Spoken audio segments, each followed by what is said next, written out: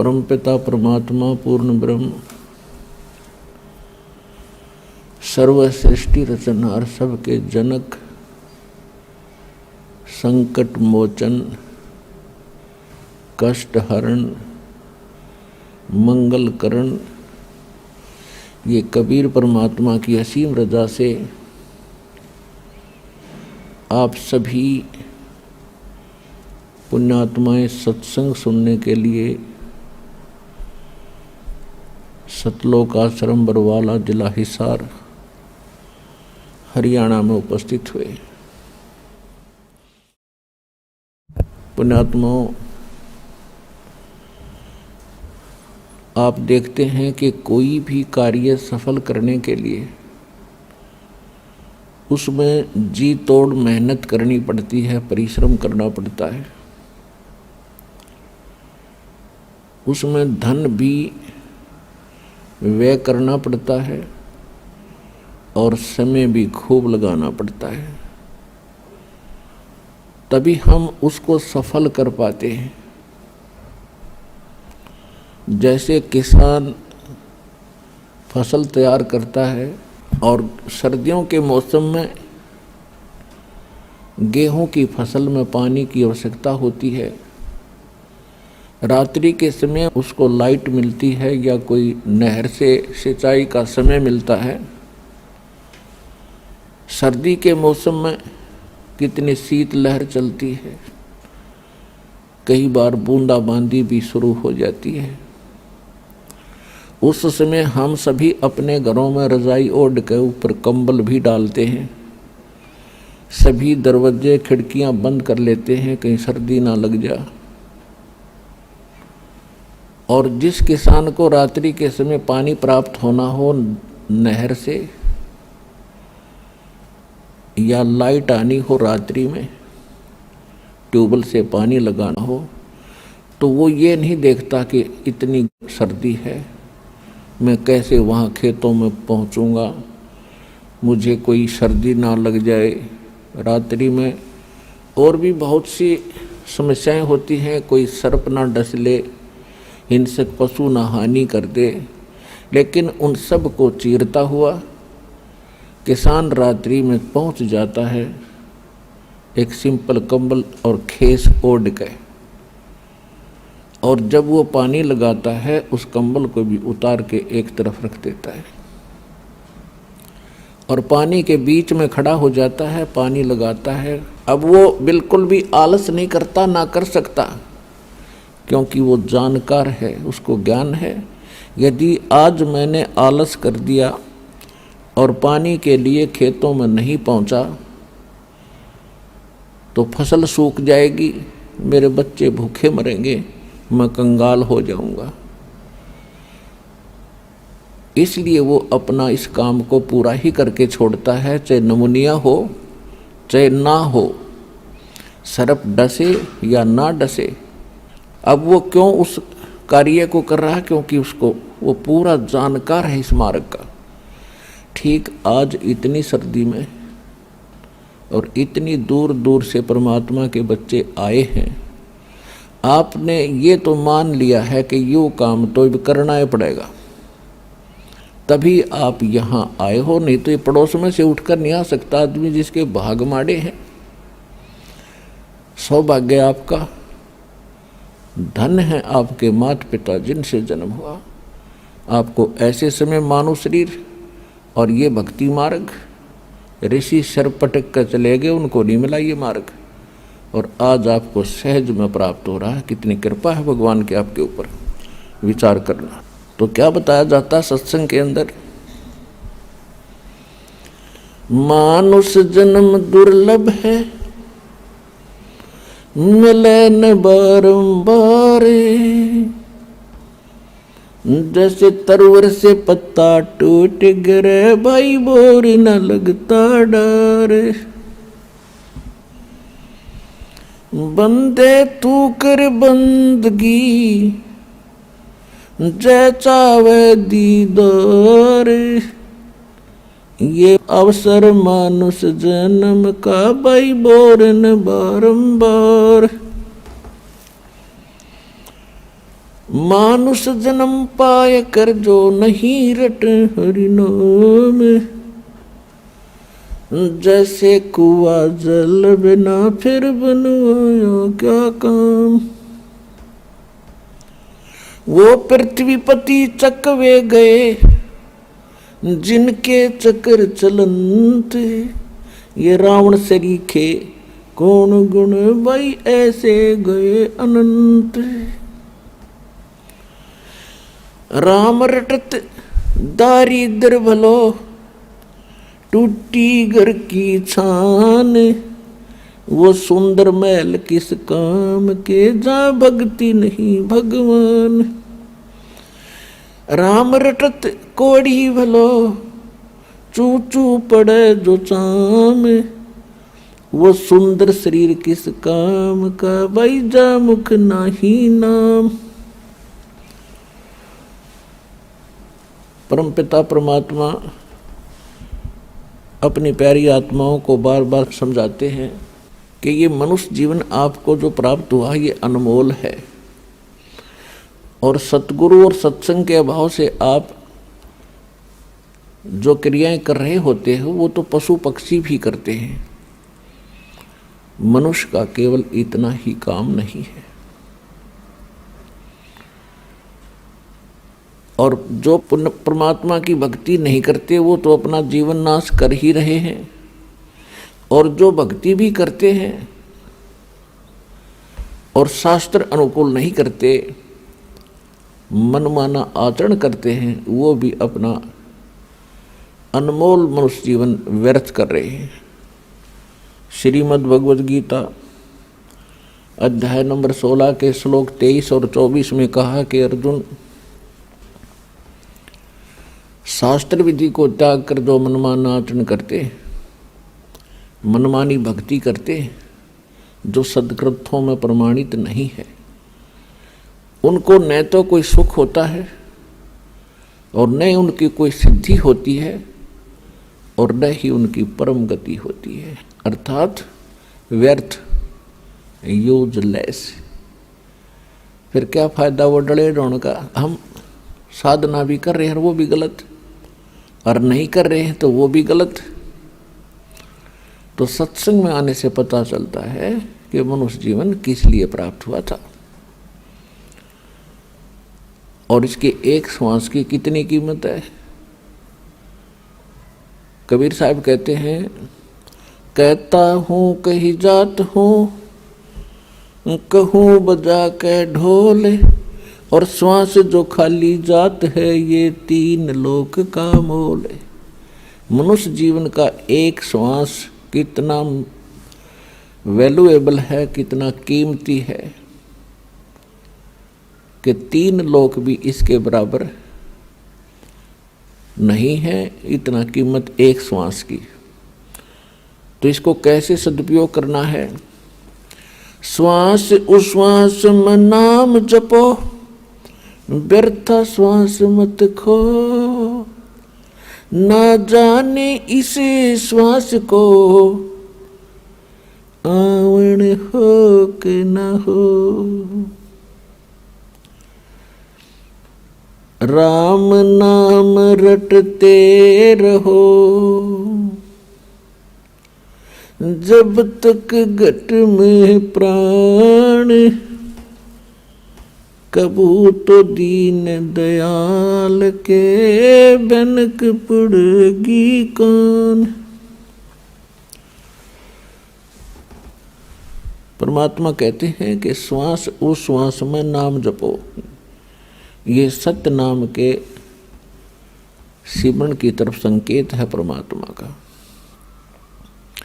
और व्यर्था सांस मत खो, ना जाने इस श्वास को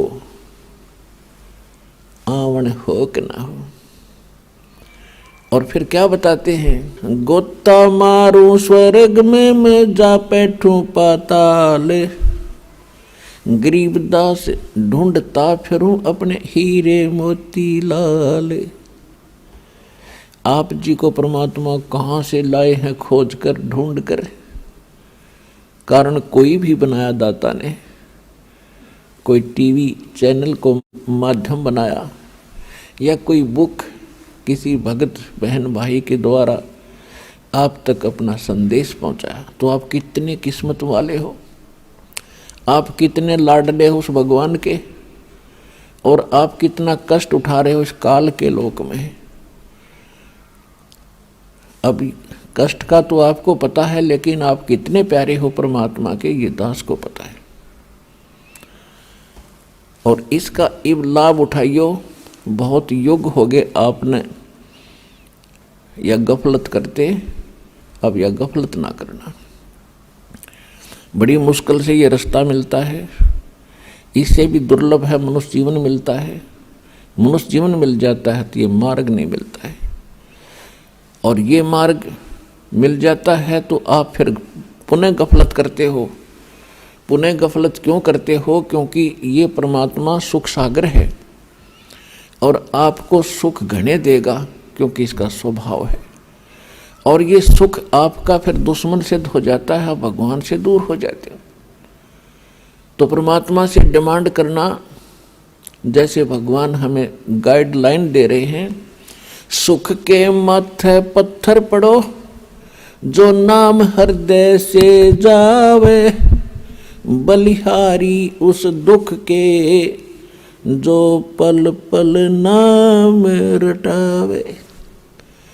परमात्मा कहते हैं आग लगाए से सुख है, जिस तो भगवान की भूल पड़े। हे परमात्मा ऐसा दुख दिए रखना ताकि तेरी याद बनी रहे। आज ये दुख जो आप यहाँ आए हो आपके लिए वरदान सिद्ध हो गया।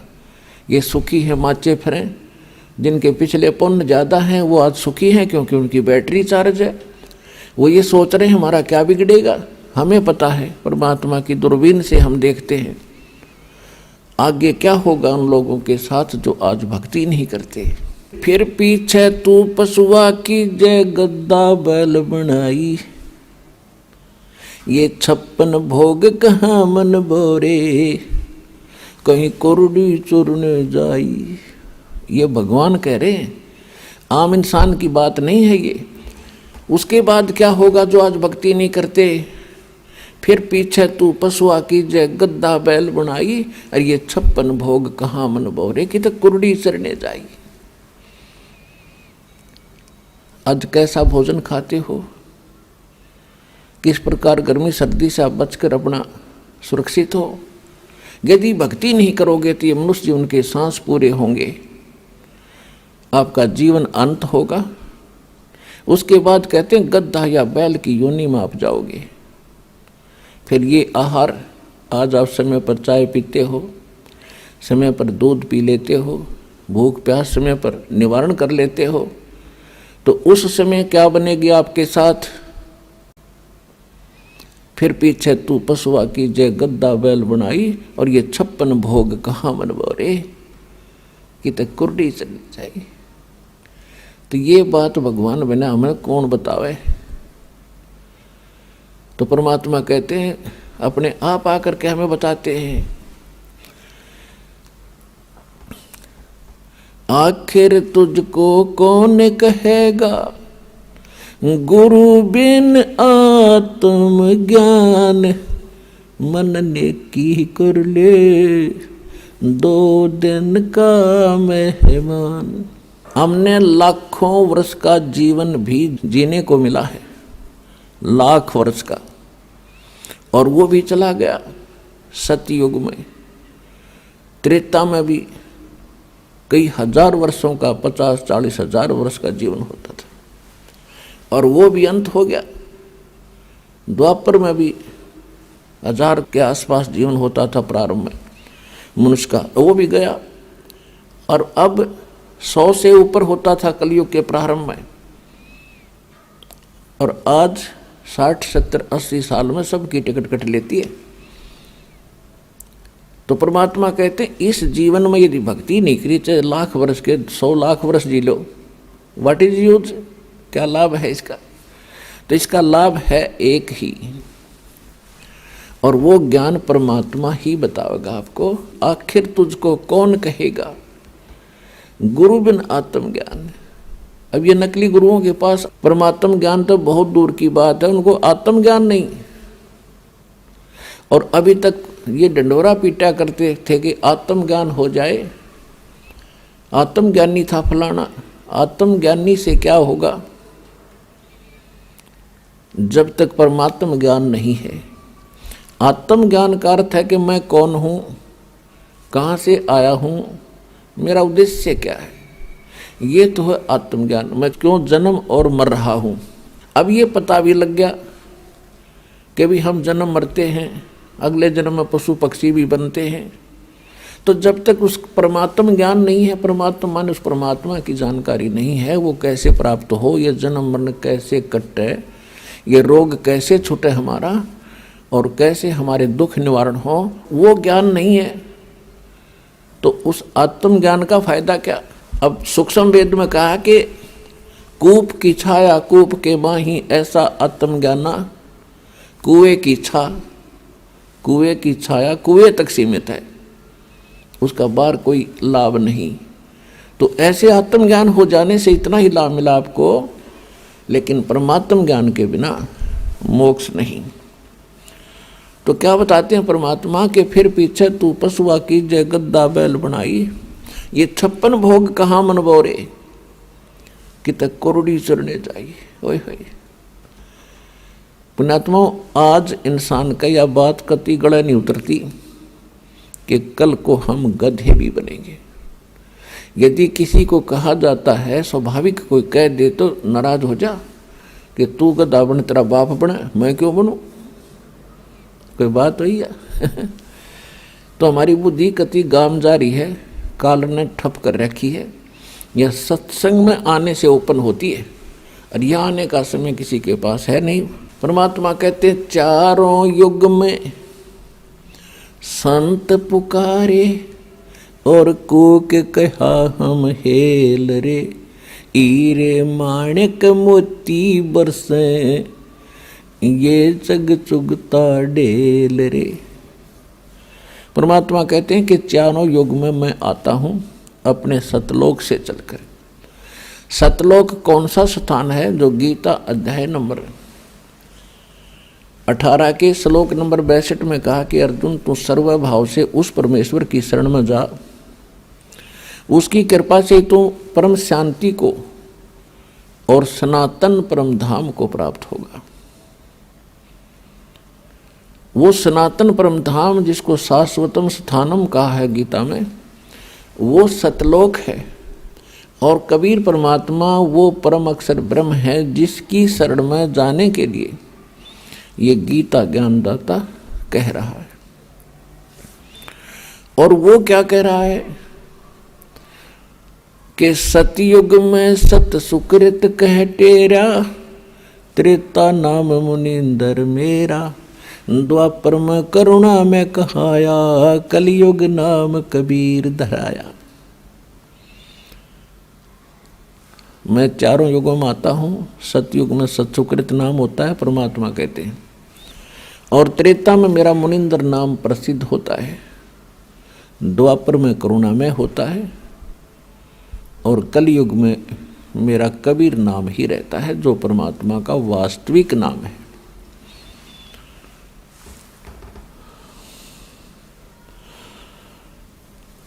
तो चारों युग में परमात्मा आते हैं, अपने सतलोक से आते हैं, सहशरीर आते हैं, अच्छी आत्माओं को मिलते हैं। और यही प्रमाण हमारे वेद बताते हैं।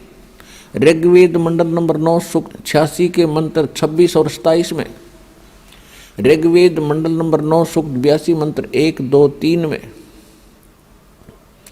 ऋग्वेद मंडल नंबर 9 सूक्त 54 मंत्र 3 में, ऋग्वेद मंडल नंबर 9 सूक्त 20 मंत्र 1 में, ऋग्वेद मंडल नंबर 9 सूक्त 1 मंत्र 9 में, ऋग्वेद मंडल नंबर 9 सूक्त 94 के मंत्र 1 में, ऋग्वेद मंडल नंबर 9 सूक्त 95 मंत्र 2 में, ऋग्वेद मंडल नंबर 9 सूक्त 96 के मंत्र 16 से लेकर 20 में, और भी अनेक स्थानों पर ये प्रमाण है कि परमात्मा ऊपर सतलोक में रहता है, अमर धाम में, और वहाँ सिंहासन पर विराजमान है राजा के समान। जैसे राजा लोग मुकुट माकुट पहन के अपनी राजगद्दी पर विराजमान होते हैं, ऐसे परमात्मा वहाँ सतलोक में राजा के समान है देखने में, और वहाँ से गति करके आते हो परमात्मा। उनका कबीर देव नाम है, कबीर साहब नाम है। वेदों में कबीर देव लिखा है, हम उसको कबीर साहब कहते हैं। देव माने भगवान होता है, तो वेद बताते हैं कि वो कबीर देव नाम है उसका, हम कबीर साहब कहते हैं। और वो यहाँ आकर अच्छी आत्माओं को मिलते हैं और उनको यथार्थ ज्ञान से परिचित कराते हैं। फिर परमात्मा से प्राप्त उस ज्ञान से परमात्मा के सतलोक को, सचखंड को आँखों देख के फिर वो परमात्मा की प्यारी आत्मा उस परमात्मा के गवाह बनते हैं। आँखों देखा परमात्मा की जानकारी देते हैं। और ऋग्वेद मंडल नंबर 9 सूक्त 94 के मंत्र 1 में कहा कि वो परमात्मा कवियों की तरह आचरण करता हुआ अपने तत्व ज्ञान को स्वयं ही बोलता हुआ फिरता रहता है। ऋग्वेद मंडल नंबर 9 सूक्त 95 के मंत्र 2 में कहा कि वो परमात्मा भक्ति के उन रहस्यमयी मंत्रों को आविष्कार करता है जो आज तक किसी को पता नहीं होता। तो परमात्मा कहते हैं, सो हम शब्द हम जग में ल्याए, सार शब्द हमने गुप्त छुपाए। ये सो हम शब्द कबीर परमात्मा के अतिरिक्त किसी को मालूम नहीं था, और ना किसी वेद में, ना पुराण में, ना कुरान में, ना बाइबल में। केवल परमात्मा ने आकर ही ये सोहम शब्द की जानकारी दी है। और सोहम शब्द को दान करने का, देने का अधिकारी या तो परमात्मा थे, या परमात्मा की प्यारी आत्मा वो संत थे जिनको सीधे आकर मिले थे। कौन कौन? आदरणीय धर्मदास साहिब जी, आदरणीय मुल्कदास साहिब जी, आदरणीय दादू साहिब जी, आदरणीय नानक साहिब जी, आदरणीय गरीबदास साहिब जी, गांव चुडानी, जिला झज्जर, हरियाणा वाले, आदरणीय घीसा दास साहिब जी, गांव खेखड़ा, जिला बागपत वाले, उत्तर प्रदेश, आदरणीय स्वामी रामानंद जी, काशी वाले। इन महापुरुषों को परमात्मा मिले थे, इनको ये मंत्र दिया था सतनाम, और इनको एक प्रतिज्ञा दिला दी थी, प्रतिबंध लगा दिया था कि पिछली पीढ़ी तक इसको आप किसी को बताना नहीं, लिख अवश्य दो। तो उन्होंने अपनी अमृतवाणी में ये पूरे ज्ञान लिख दिया। तो ये ज्ञान परमात्मा की वाणी से चुरा कर ये नकली पंथों ने शुरू कर दिया, और ये अधिकारी है नहीं सोम नाम देने के। उसके विषय में सूक्ष्म वेद में कहा है, बेखों के लश्कर फिरे ये बाणी चोर कठोर, सतगुर धाम न पहुंचेंगे ये 84 के डोर। ये नरे नरे पंथ बना कर बैठ के परमात्मा कबीर जी की वाणी से कुछ शब्द चुरा कर, कुछ वाणी चुरा कर, कुछ मंत्र चुरा कर, बेखों के लश्कर फिरे ये बाणी चोर कठोर, वो सतलोक ना पहुंचेंगे ये तो 84 के ढोर।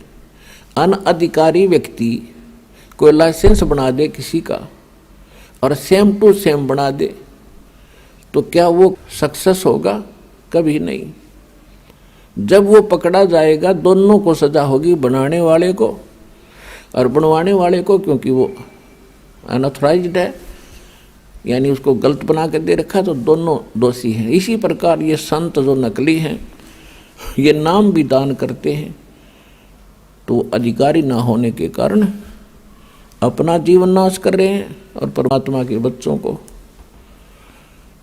उनसे दूर करके वो पाप के भागी हो रहे हैं। अब परमात्मा ने क्या बताया है कि वो चारों युगों में आते हैं, ये वेद भी बताते हैं।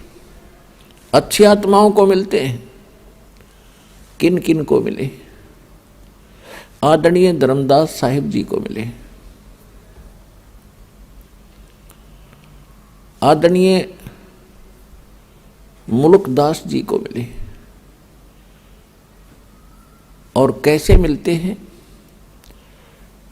वो परमात्मा आते हैं, उनको सचखंड ले जाते हैं, फिर उनको वापस छोड़ते हैं।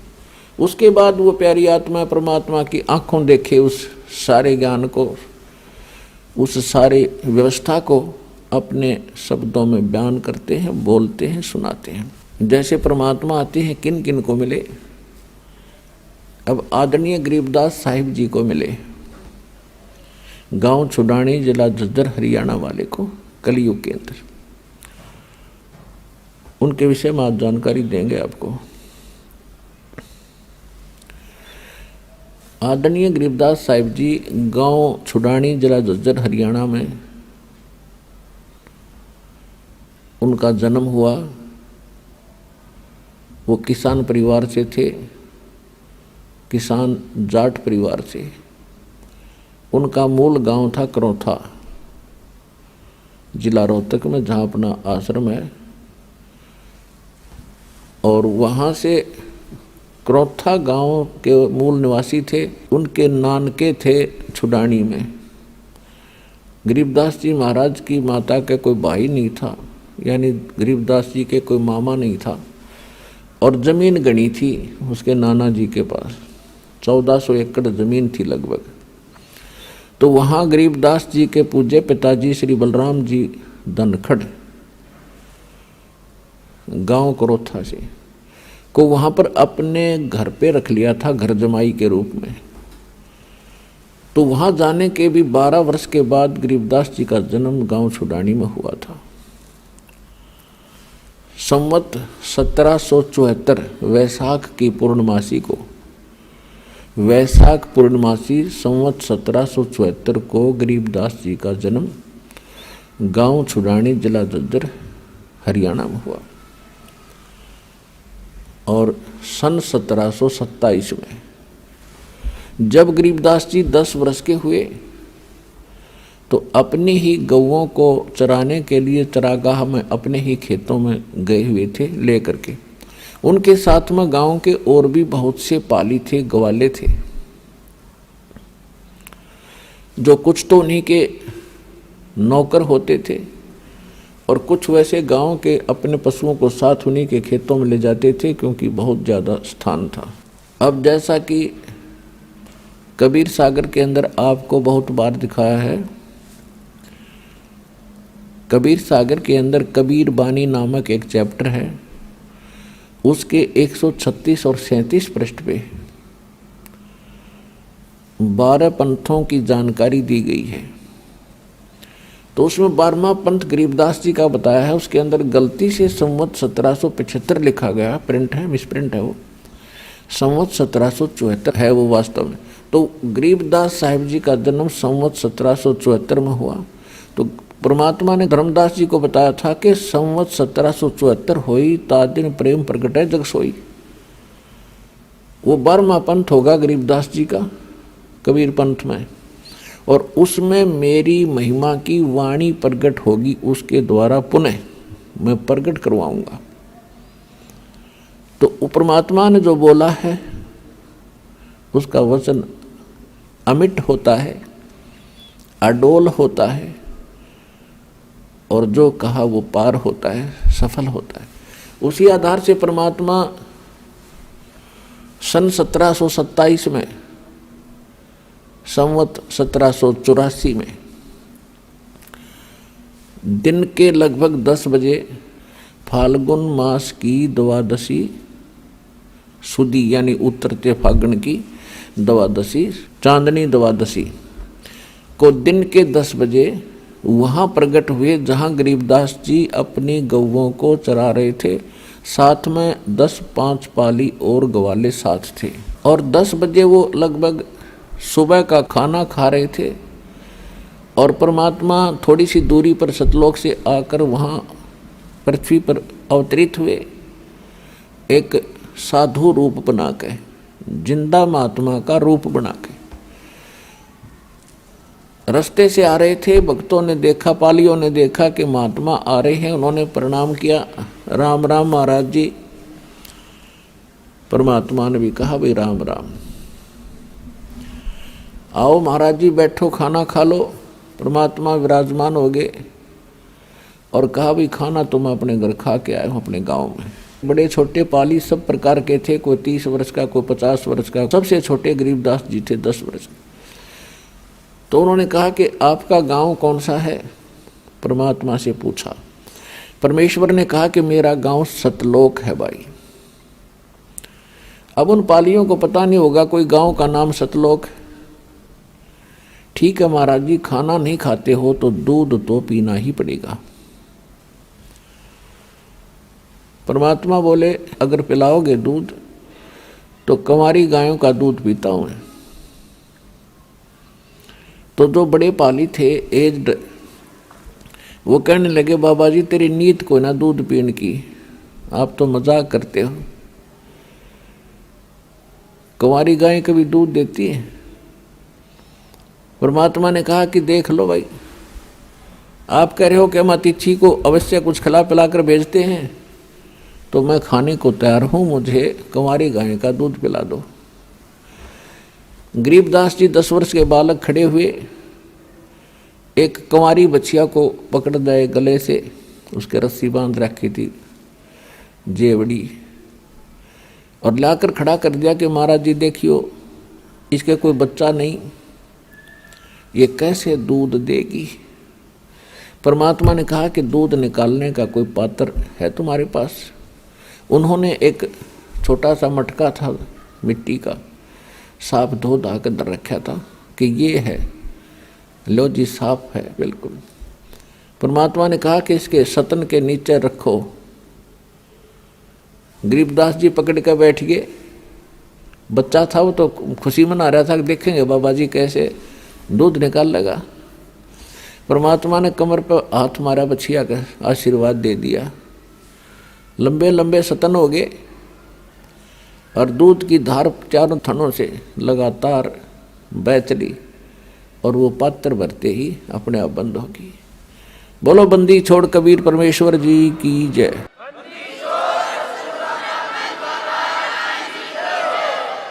अब सभी आश्चर्यचकित रह गए, बाबा जी तो भाई जादूगर है कोई।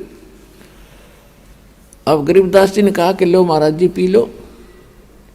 परमात्मा ने कुछ दूध पान किया और फिर कहा पालियो ये अमृत है भाई, लो तुम भी प्रसाद ले लो। ये यहाँ का नहीं है, मेरे सतलोक से आया है, इस पवित्र पशु में। अब वो पाली तो मना कर गए कि हम ना पीवें तेरा जूठा, और ये कुंवारी गाय का निकाल दिया जादू जंत्र से, को पाप लगेगा कुंवारी गाय का दूध पीवा हमें। और तेरी जात का भी रहना तो कौन सी जाति से संबंध रखता, तेरा जूठा कभी नहीं पिएंगे हम।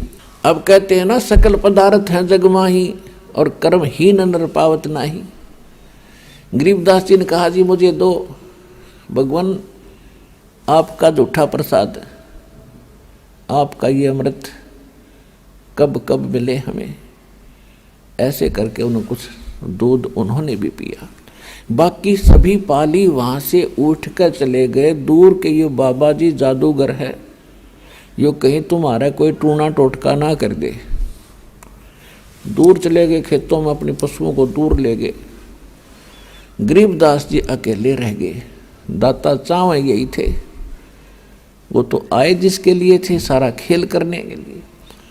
उनको लगे समझाने बेटा भक्ति किया करो गरीबदास, ये जीवन सदा नहीं रहेगा, असंग जन्म आपको जन्म और मरता होगे। अभी तक आप यहीं भटक रहे हो। एक स्थान और है जहां मैं रहता हूं और जहां तुम पहले रहा करते थे। और गरीबदास यहाँ तो तेरे दादा गए, पड़दादा गए, कहाँ गए महाराज जी वो तो सभी, और आप भी जाओगे। आज यहाँ जन्मे हो, अगले जन्म में पता नहीं कौन सी कंट्री में, कौन से देश में तुम्हारा जन्म होगा। यहाँ आप मांस छूते नहीं और वहाँ मांस के अतिरिक्त कुछ खाओगे नहीं। वहाँ कर्म बिगड़ेंगे तुम्हारे, बुरा हाल हो रहा है। छोटे बालक का जल्दी असर होया करे, बहुत प्रभावित हुआ, एकदम सीरियस हो गया। और कहा, महाराज ऐसा भी कोई स्थान है क्या, हमारी जन्म मृत्यु भी समाप्त हो सकती है? तब परमात्मा ने कहा, हाँ हो सकती है। मैं आपको ऐसा मंत्र दूंगा, ऐसा भक्ति विधि बताऊंगा जिससे बेटा तुम्हारी जन्म मृत्यु भी मिट जाएगी। तब गरीबदास जी ने कहा कि वो स्थान आप जो बता रहे हो मालिक, उसके एक बार दर्शन हो तो विश्वास हो। परमात्मा तो जानबूझकर ही आए थे और उनको गवाह बनाना ही था। कहा, बेटा ठीक है, ये मंत्र प्राप्त कर। प्रथम मंत्र दिया 5 नाम का, जो आप जी को अब 7 नाम के दिए जाते हैं। तो उनको लेकर के सचखंड गए। रास्ते के अंदर सभी ब्रह्मा जी का लोक, विष्णु जी का लोक, शिव जी का लोक, स्वर्ग, नरक, पितरलोक, जहाँ भी जैसी व्यवस्था है वो सब आँखों दिखाई। स्थूल शरीर यहीं छोड़ के आत्मा को निकाल लेते हैं। इसके अंदर एक और शरीर है जो इससे कहीं बेहतर है, अच्छा है। और वो दो स्थूल शरीर में जैसा आकार होता है वैसा ही सेम टू सेम रहता है, जैसे एक फोटोकॉपी हो जाती है। ऐसे जब तक ये प्राणी दूसरे शरीर को प्राप्त नहीं करता तभी तक मनुष्य शरीर से निकला हुआ प्राणी मनुष्य आकार में ही रहता है, उसका सेम टू सेम शरीर रहता है। चाहे वो पितर बनकर घूमो, चाहे कहीं देव रूप में हो, इस प्रकार स्वर्ग के अंदर हो। तो ऊपर फिर धर्मराज के दरबार में लेकर गए। धर्मराज के दरबार में जहाँ सभी प्राणियों का अकाउंट होता है, अच्छे और बुरे का, मृत्यु कब होनी है उसके पास लिखी है धर्मराज के पास। उसी दिन सबकी उस फिक्स टाइम पर उसी की तरफ से संकेत आता है। बहाना कुछ भी बनो मौत का, कोई रोग बनो, एक्सीडेंट बनो या कोई अन्य कारण बनो। तो ब्रह्मा विष्णु महेश के लोक में परमात्मा गरीबदास जी को लेकर गए। तो वहाँ उन्होंने बहुत आदर किया। फिर आगे धर्मराज के दरबार में गए। धर्मराज समझो चीफ जस्टिस ऑफ वन ब्रह्मांड, एक ब्रह्मांड का मुख्य न्यायाधीश है वो। और उसके सामने ब्रह्मा विष्णु महेश की भी हिम्मत नहीं पड़ती उससे जाकर के कहीं कुछ वाद विवाद करें। और जो ही परमात्मा धर्मराज के दरबार में पहुंचे, साथ में वो गरीबदास जी, क्योंकि परमात्मा ने उस प्यारी आत्मा का विश्वास दृढ़ करना था कि आई एम गॉड, मैं परमात्मा हूं। जब धर्मराज के दरबार में परमात्मा पहुंचे, वो न्यायाधीश अपने आप कुर्सी छोड़कर खड़ा हो गया। एक ब्रह्मांड का जो न्यायाधीश है वो खड़ा हो गया। अब इसमें क्या होता है कि आध्यात्मिक एक शक्ति है। आध्यात्मिक शक्ति जिसमें जितनी है वो ऑटोमेटिकली सामने वाले को प्रभावित कर देती है, उसके बस की बात नहीं होती। तो जो ही परमात्मा ने वहां प्रवेश किया तो एकदम वो न्यायाधीश एकदम खड़ा हो गया और करबद्ध हो गया। उसको मालूम हो गया कि ये परम शक्ति है कोई। तो परमात्मा ने जाकर के उसको क्या कहा कि धर्मराज कान खोल कर सुन ले मेरी एक वचन। मेरा कोई भक्त हो जिसने ये कह दिया कि मैं कबीर जी का भक्त हूँ और वो प्रमाणित यानी मेरे अधिकारी संत से जिसको नाम प्राप्त हो, उसका अकाउंट भी मत करना, उसको कोई सजा नहीं देगा तू। तब धर्मराज ने कहा कि परमात्मा जो आपकी आज्ञा, मेरी क्या औकात है मैं आपके भक्त को सजा दे दूं, मैं लाख दुहाई मेरी। लेकिन मेरी एक समस्या है परमात्मा कि आपकी शरण में आने से पहले जिन्होंने जैसे कर्म किए हैं वो यहाँ का विधान है, वो उसको मैंने देने ही पड़ेंगे। मेरी पावर नहीं है कि मैं उसमें कुछ कम और अधिक कर दूं। उसके लिए कोई मेरे लिए कोई विकल्प बताओ, मेरी समस्या हल करो दाता। तब परमात्मा ने कहा कि जो मेरा भक्त ये कहे कि मैं कबीर जी का शिष्य हूँ, उनका बच्चा हूँ, उनका उपासक हूँ, तो उसकी जांच करो कि वास्तव में ये वो है कि नहीं, सच्चा है, तो उसके बाद मेरे पास लेकर आ जाना इसकी बही को, अपनी को, इसके अकाउंट को, मैं उसको कैंसिल कर दूंगा, साइन कर दूंगा।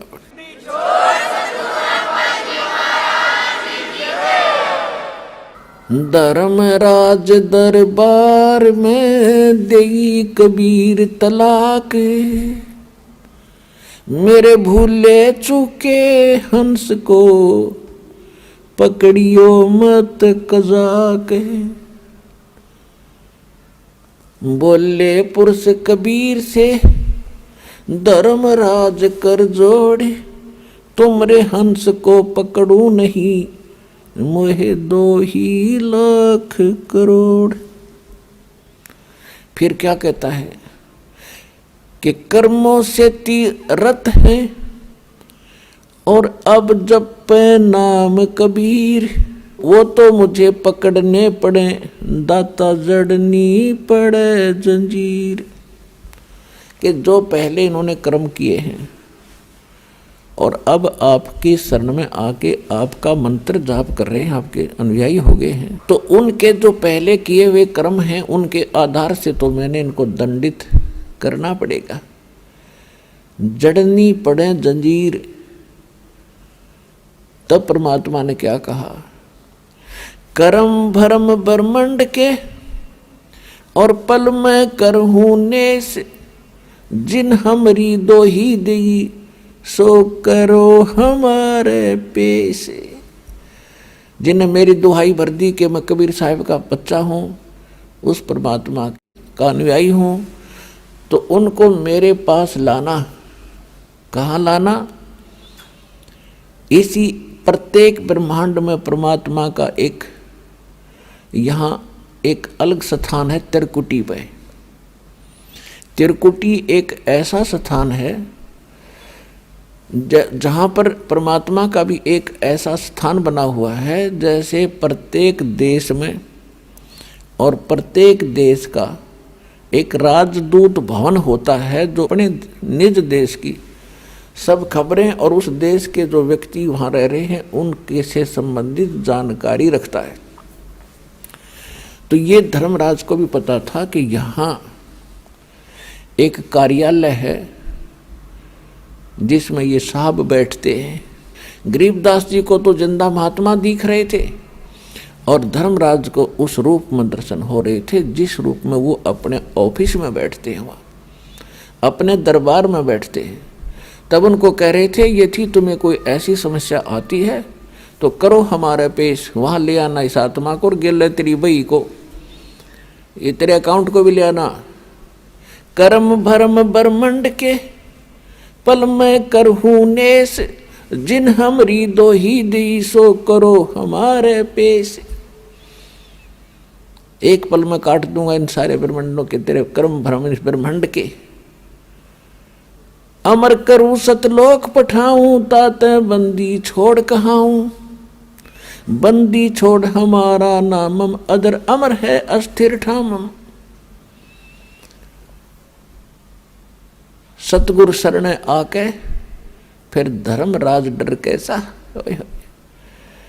इस परमात्मा की शरण में आने के बाद तो धर्मराज का भय नहीं रहता आपको। एक भक्त, वैसे तो बहुत भक्तों के साथ ऐसी घटनाएं घटी हैं, तो एक आध भक्त की बात याद रह जाती है। वो कह रहा था कि मैं रात्रि में सो गया, रात्रि में 2 काले काले व्यक्ति बड़ी बड़ी कद के वो कहने लगे का मेरे साथ चलो, और मैं न चाहते हुए उनके साथ उड़ लिया, विवश पता नहीं क्या हुआ। और मैं जब एक महल सा दिखाई दिया काफ़ी निकट सी, तो मैंने पूछा भाई कहाँ ले जा रहे हो मुझे? उन्होंने कहा कि तेरे को धर्मराज के पास पेश करेंगे। और कहा फिर क्या करोगे? उसके बाद जो आदेश होगा नरक में डालना है या कुछ कहीं और भेजना है, तो फिर वो ऐसा ही करेंगे। तो उसने कहा कि मुझे फिर बात याद आई कि गुरुजी बताते हैं कि भी हमें तो यम के दूत लेने आ ही नहीं सकते। तो पहले तो ये सोचा कि शायद मेरी कोई करनी में फर्क तो नहीं पड़ गया, कोई भक्ति में। फिर उसने सोचा कि अब क्या बने, गुरुजी का तो आदेश है कि यम के दूत लेने नहीं आ सकते। तो मैं वहीं अड़ गया, खड़ा हो गया। कहने लगा भाई तुम नहीं ले जा सकते मेरे को, तुम यम के दूत हो क्या? हाँ हम यम के दूत हैं। कि भाई तुम नहीं ले जा सकते, पता है तुझे मैं कबीर साहब का उपासक हूँ, भगवान कबीर साहब का बच्चा हूँ। तो बोले चल चल तू आगे न, आगे बात फैसला होगा। वो मुझे आगे न घसीटे में पाछे न खिसकूँ तो मेरी रून की झगड़ा हो गया, गुट्टम गुट्टा। दोनों में से एक बोला भाई पहले पता करा, कदे गलती लाग रही हो, इतना कॉन्फिडेंस से ये आदमी कह रहा है, कदे हम इसने खाम खा पीटे फिर हमें सजा मिला है, जा पूछ के आ तू। एक मेरे पास खड़ा रहा, एक अंदर गया। धर्मराज से प्रार्थना की, महाराज जिस व्यक्ति को आपने लेने के लिए भेजा है वो कह रहा है कि मैं कबीर साहब का शिष्य हूँ, उनका पुजारी हूँ। एकदम धर्मराज के कहते धौला शरीर हो गया, सफेद पीला पड़ गया चेहरा, और उसने देखा उठा का काउंट, और मैंने न्यू के न्यू बोलते सुने। वो कह रहा है कि अरे इसने वापस छोड़ दो, मरवाओगे मुझे अभी। ये नहीं, वो दूसरा था भाई।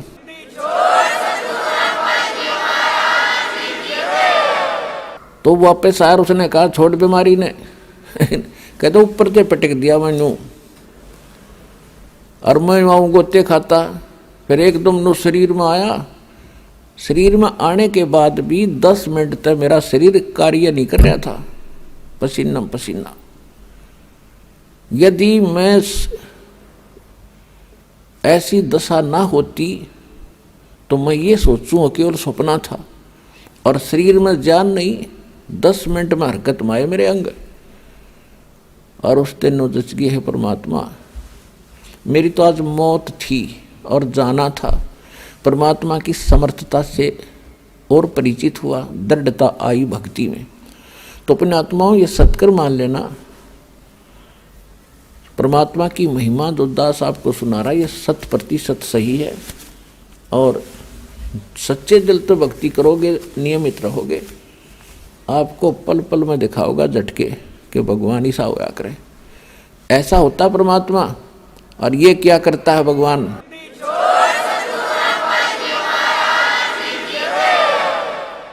उसके बाद परमेश्वर कबीर जी गरीबदास जी को सचखंड लेकर गए, 11वां द्वार पार किया, उसके बाद 12वां द्वार पार किया। अभी तक 10वां द्वार इसके ऊपर खड़दू उतार रखा था, बस लास्ट था 10वां द्वार।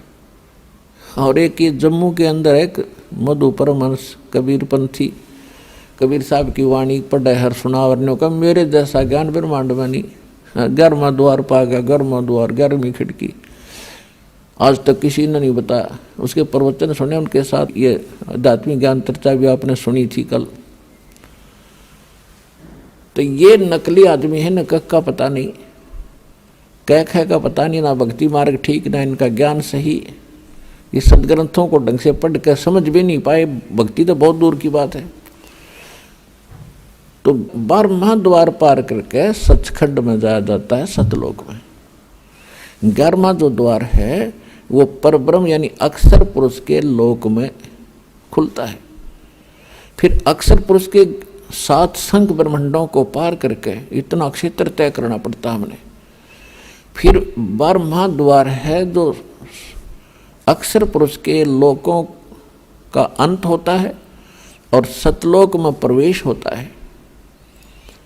और उसके बीच का जो रास्ता वो गुप्त है, ऐसे घूम कर जाता है, उसको भंवर गुफा कहते हैं। और तब वहाँ जाया जाता है। 12वें द्वार पार करके सतलोक आता है और वहाँ परमात्मा है। जब वो सतलोक में पहुँचे, गरीबदास जी ने देखा वहाँ का नज़ारा, ओए होए होए, पुण्यात्माओं, यहाँ तो उस स्थान की महिमा की कोई तुलना भी नहीं कर सकते, किसी से हम कंपेयर करके आपको बता नहीं सकते। वो तो वहाँ जाकर देखोगे जब आनंद नारा होगा। बाकी कुछ मिलता जुलता उसका कुछ आभास आपको कराया जाता है।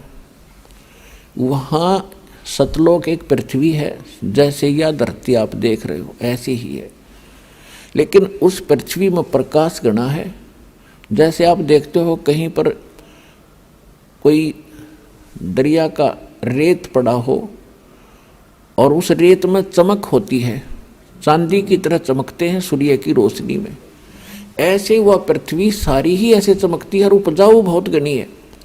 वहाँ पर सब बाग बगीचे हैं, झरने बहते हैं। यहाँ तो पत्थर के पहाड़ हैं, वहाँ हीरे और पन्ने होते हैं, इनके वो पहाड़ हैं, मोतियों के पहाड़ हैं। यहाँ तो कंकर पत्थर हैं, वहाँ मोतियों हीरों के पहाड़ हैं, और उन्हीं में बीच में पृथ्वी रेत है, उन्हीं में बाग बगीचे हैं, झरने बहते हैं, सफ़ेद रंग के सभी वहाँ सब वस्तुएं सफ़ेद कलर की होती हैं, यानी और एक तत्व से बनी हुई होती है। वहाँ मनुष्य भी ऐसे ही जैसे यही आकार है, स्त्री हैं, पुरुष हैं, आपके पूरे परिवार हैं। वो परिवार के आप साथ ही आए थे, इकट्ठे डूबे थे, कब इस काल के साथ हम इकट्ठे आए थे। और वो परिवार आज पता नहीं कहाँ कहाँ भटक रहे हैं, कोई कहीं कोई कहीं।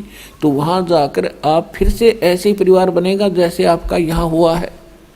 और ये परिवार तो आपका है ही नहीं, आज पता नहीं किसकी मृत्यु हो जाए। आज आप अपने बच्चों में, अपने परिवार में, अपने माता पिता पति पत्नी में आप कितना मोह करते हो, कितना प्यार से रहते हो। और यहाँ पता नहीं कब किसके ऊपर के बिजली गिर जाए, ऐसे गंदे लोक में हम रह रहे। अब यहाँ हम अपने परिवार में कितने प्यार से रहते हैं, फिर मृत्यु होती है, फिर हम टक्कर मार मार कर रोते हैं।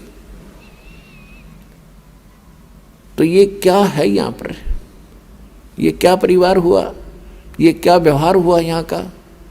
और वहाँ जाएंगे ऐसे परिवार बनेगा जैसे यहाँ बना है। और फिर वहाँ कभी मृत्यु नहीं होगी, वहाँ कोई कष्ट नहीं, किसी चीज का अभाव नहीं, और अपना खाओ पियो नहाओ दो, दूधों की नदियाँ बहती हैं, वहाँ शहद की नदियाँ बहती हैं। वहाँ पर बाग बगीचे सदा बहार हैं, कभी सूखते नहीं, उनके फल कभी समाप्त नहीं होते। आपके अलग अलग मकान बने हुए हैं, बहुत सुंदर महल, और आगे लान है, प्रत्येक के आंगन में विमान खड़े हैं वहाँ के बने हुए। तो पुण्यात्माओं, ये कोई बालकों का ज्ञान नहीं, ये ना सोचना कोई डूम बाट के गीत और कोई वैसे रोजी रोटी के लिए बहका रहा हो किसी को। ये आँखों देखा उन संतों ने बताया, भगवान ने आके बताया, और ये सारा ज्ञान आपके रूबरू हो रहा है, ये दास बताने लग रहा है आपको। तो इस गंदे लोक से निकलने का ईब सु अवसर है। परमात्मा कहते हैं समझा है तो सिर धर पाओ और बहुर नहीं रे ऐसा दाओ।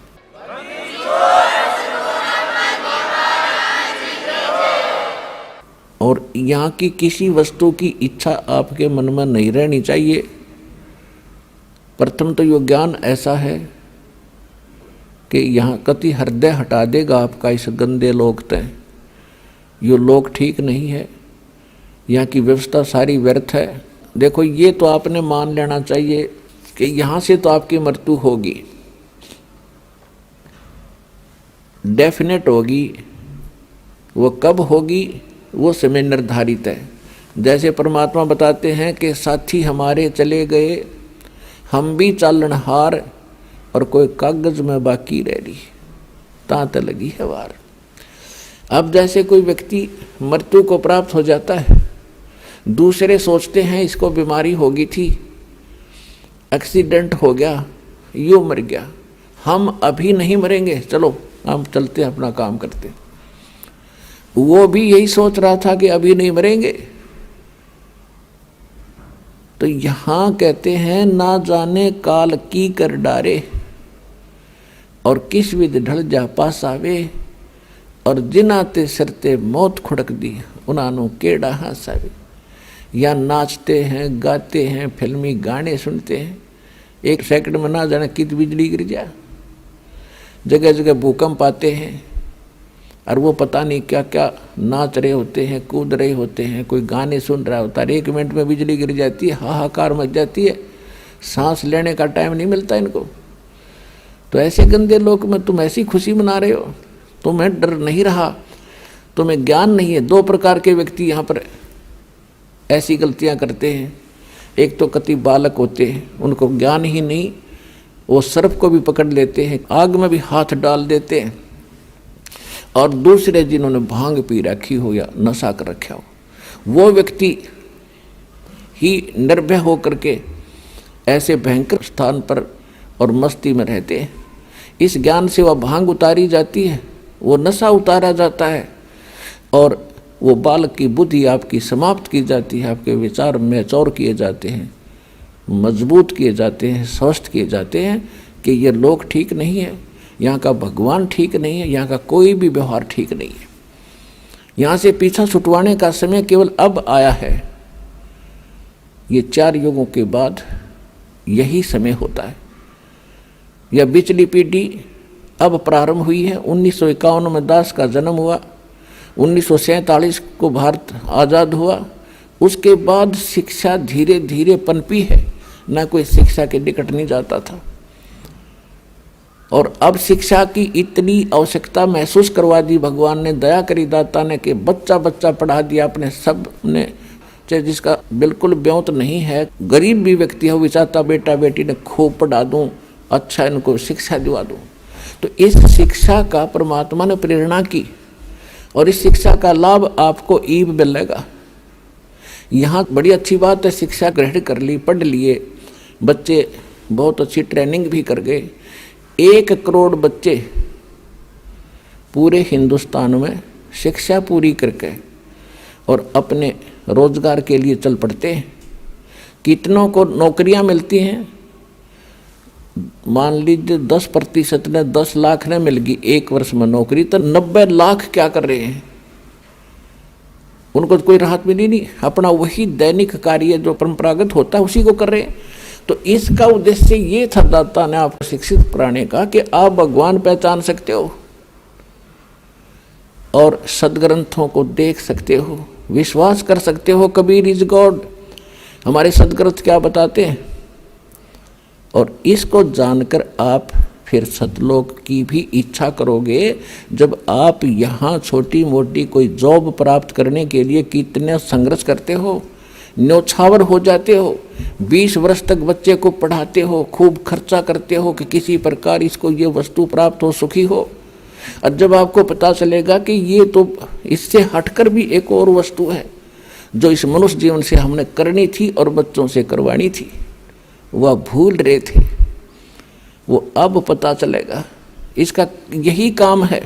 शिक्षा नहीं देता दाता आपको, 4 युग चले गए। अगर छोटा मोटा अक्षर ज्ञान होता था तो उसको रोजी रोटी आधार नहीं होता था। आज तक आप देख रहे हो, अपना इतिहास देख लो, हिंदुस्तान का इतिहास देख लो, पिछला 100 वर्ष 200 वर्ष 300 वर्ष कौन पढ़ा करता था? एक ब्राह्मण वर्ग था, संस्कृत पढ़ा करते थे, वो परंपरागत और सदग्रंथों को जानते थे। उनका यही काम दे रखा था कि आप इन सदग्रंथों को पढ़ो। आप फ्री छोड़ दिए समाज ने, ब्राह्मण वो लोग, कि तुम इन सदग्रंथों को पढ़ो, शिक्षा ग्रहण करो, हमें समझाओ। अब उन्होंने उनके लिए उनकी वो भी रख दी, वे तुम्हारी पूजा भी देंगे, दक्षिणा देंगे तुम्हें, तुम अपना एक का काम करो, अपना परिवार पोषण भी करो और सदग्रंथों को पढ़ो, हमें समझा दो, इतनी सी बात। तो इन ब्राह्मणा गया समझ में नहीं आई सदग्रंथ। और परमात्मा आए 600 वर्ष पहले, ये सच्चा ज्ञान बताने लगे तो विरोध कर दिया, इन ब्राह्मणों ने करवा दिया।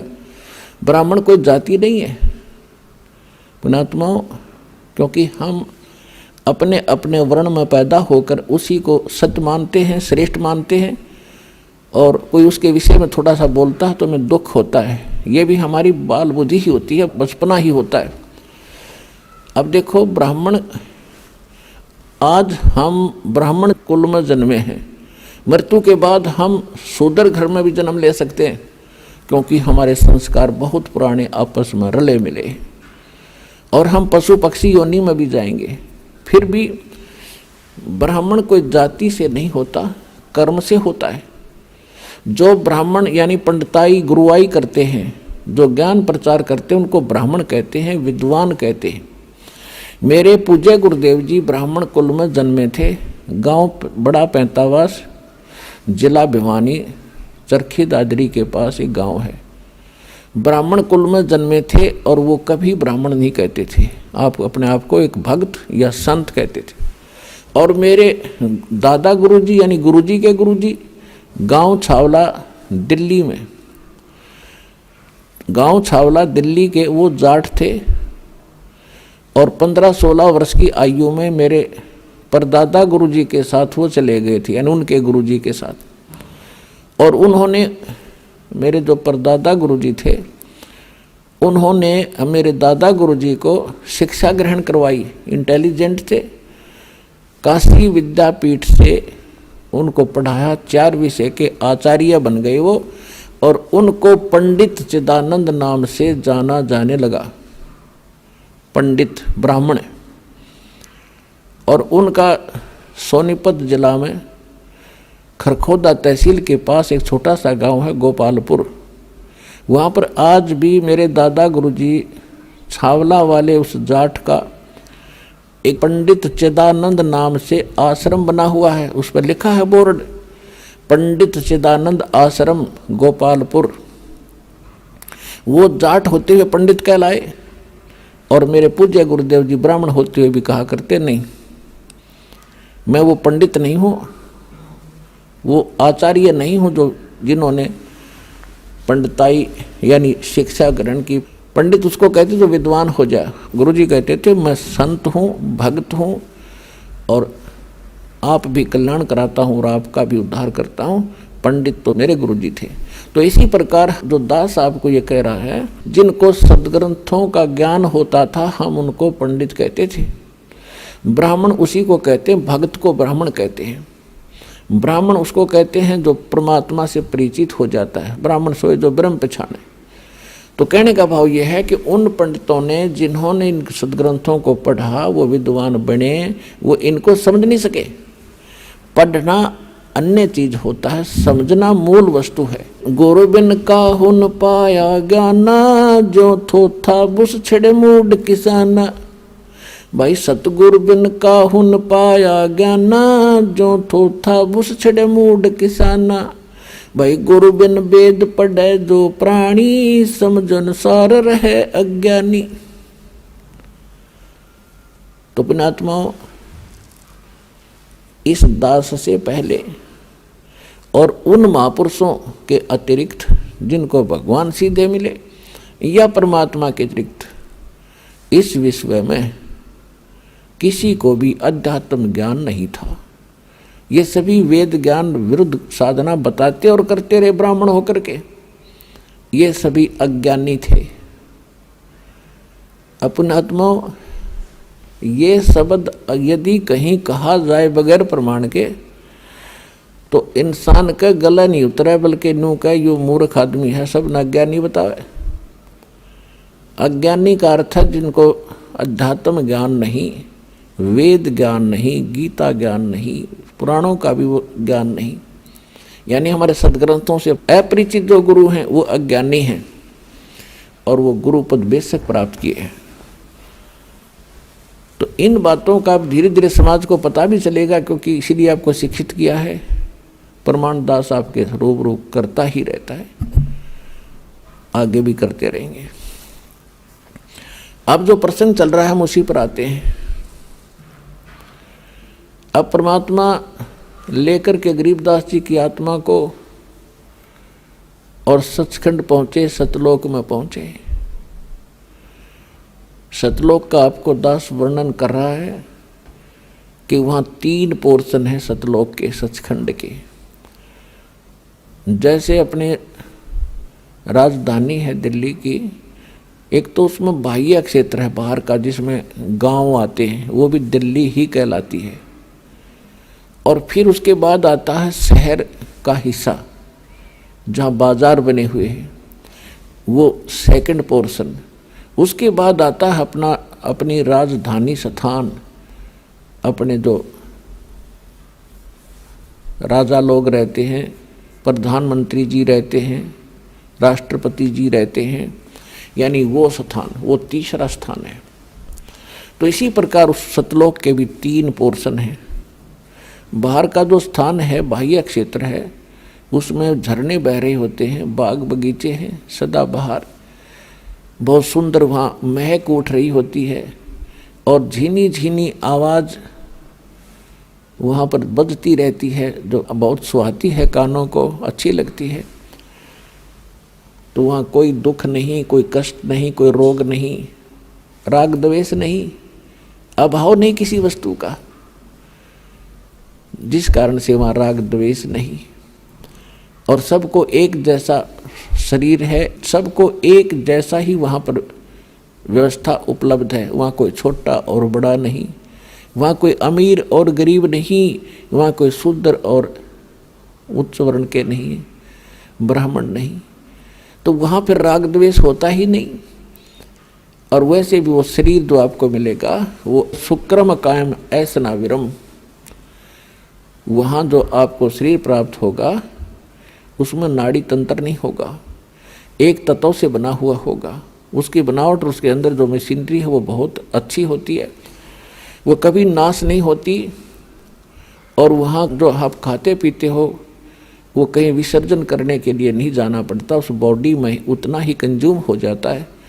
उसमें एक ऐसा सिस्टम मालिक का बनाया हुआ है। तो कहने का भाव ये है कि वो सुख हम यहाँ खोज रहे थे युगों से। अब जैसे नमक की बोरी में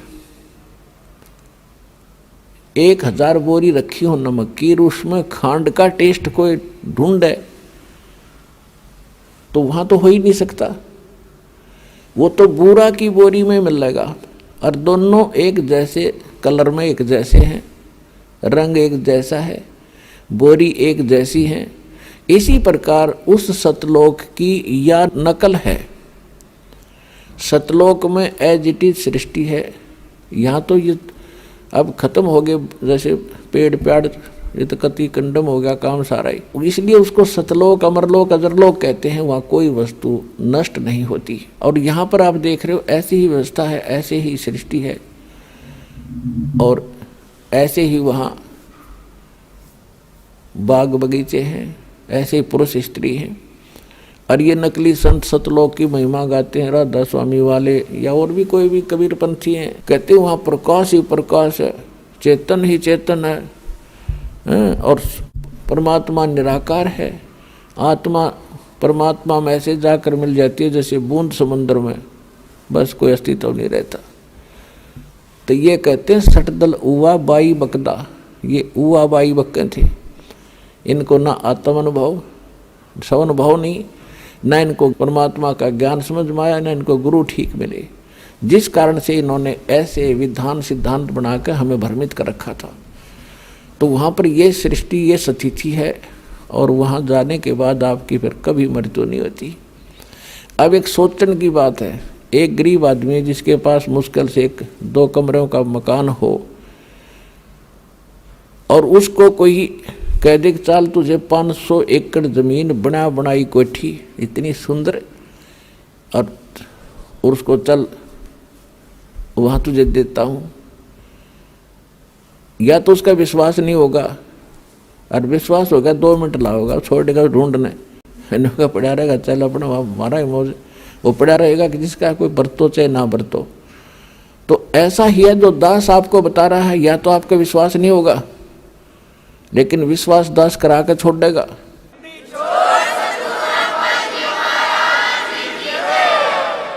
क्योंकि ये दास की बनाई हुई सेल्फ मेड स्टोरी नहीं है, ये गॉड गिवन स्पिरिचुअल नॉलेज है, परमात्मा का दिया हुआ अध्यात्म ज्ञान है। और जिन महापुरुषों ने देखा उनका बयान है, वो बयान आपको सुना रहा है दास। आप उस बयान को पढ़ नहीं सके, समझ नहीं सके, इसलिए एक वकील की जरूरत पड़ती है। इसी प्रकार दास आपका वकील का भी काम करेगा उस परमात्मा के दरबार में। कर ले गुरु वकील मुकदमा भारी है, भाई कर लो गुरु वकील मुकदमा भारी है। ये बहुत भारी मुकदमा है, इसके लिए वकील की जरूरत पड़ेगी, वकील भी पूरा हो। जिन विधान का नहीं पता, संविधान का नहीं पता, और वो वकील बने फिरे हैं, दस यानी नकली संत बने फिरते हैं। ऐसे संतों को करने का, ऐसे वकीलों को भी करने का कोई फायदा नहीं जो वहाँ जवाब ना दे सके। तो इस दास के अतिरिक्त विश्व में इस विधान का कोई भी जानकार नहीं है पृथ्वी पर वर्तमान में।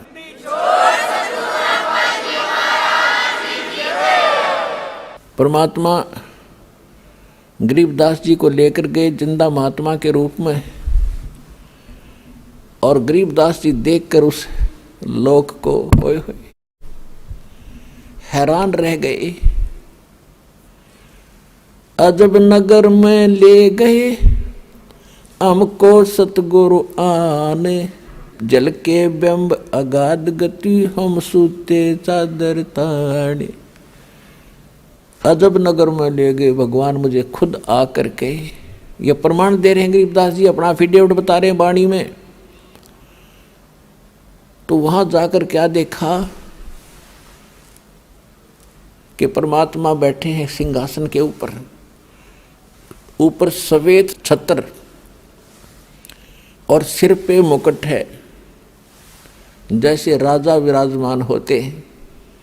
और उन परमात्मा के चेहरे को में इतनी रौनक है, इतनी समाइल है कि देखते ही आत्मा खुश हो जाती है। और जो ही गरीबदास जी ने देखा कि ओहो ये बैठे हो भगवान, तो भाई हो न देखते ही रह गया उनके चेहरे की तरफ। उधर से एक परमात्मा अपने दूसरे रूप में, जिंदा महात्मा के रूप में जो नीचे गए थे, वही जाकर के एक चमर उठाते हैं। चमर जैसे आप देखते हो यहाँ ग्रंथ साहिब पर करते हैं, पीछे ये घोड़ी के से बाल से आ रहे सफेद सफेद, ऐसा चंवर करते हैं। और उठाकर चंवर करने लगे जो सिंहासन पर बैठे भगवान के ऊपर। अब गरीबदास जी देख रहे हैं कि ये बाबा जी जिंदा महात्मा यहाँ का, इनका कोई शिष्य है, यहाँ का नौकर है, सेवक है, जो भगवान पर चंवर कर रहा है। और परमात्मा ये है जो सिंहासन पर बैठे। उसी समय सिंहासन पर बैठे परमात्मा खड़े हुए, और नीचे से जिंदा महात्मा के रूप में जो गए थे भगवान, वो उस अनंत कोट ब्रह्मांड के सिंहासन पर विराजमान हुए। जो परमात्मा मुकुट पहरे हुए थे और जिसके एक रोम में, रोम कहते हैं बाल को, रोमकूप कहते हैं जो छिद्र जहाँ बाल उगा है, तो कहते हैं एक रोमकूप में या बाल में कहो रोम में इतना रोशनी है, करोड़ सूर्य मिला दे करोड़ चंद्रमा, इतना तेज। यहाँ तो इन आँखों से नहीं देख सकते हम उस तेज को, वहाँ हमारी आँखें दूसरी होती हैं, आत्मा की आँखों से देखा जाता है और वो बहुत प्यारा लगता है, आँखें बंद नहीं होती। तो गरीबदास जी देख रहे हैं तो असमंजस में पड़ गए, भी भगवान कौन सा इनमें, बाबा जी तो इस पर बैठ के कुर्सी पे और भगवान खड़े हो गए चंवर करें जिंदा के रूप पर। थोड़ी सी देर में वो तेजों में शरीर, वो जिंदा महात्मा वाले शरीर में समा गया और एकदम उनका नूरी शरीर हो गया, परमात्मा तेजों में शरीर।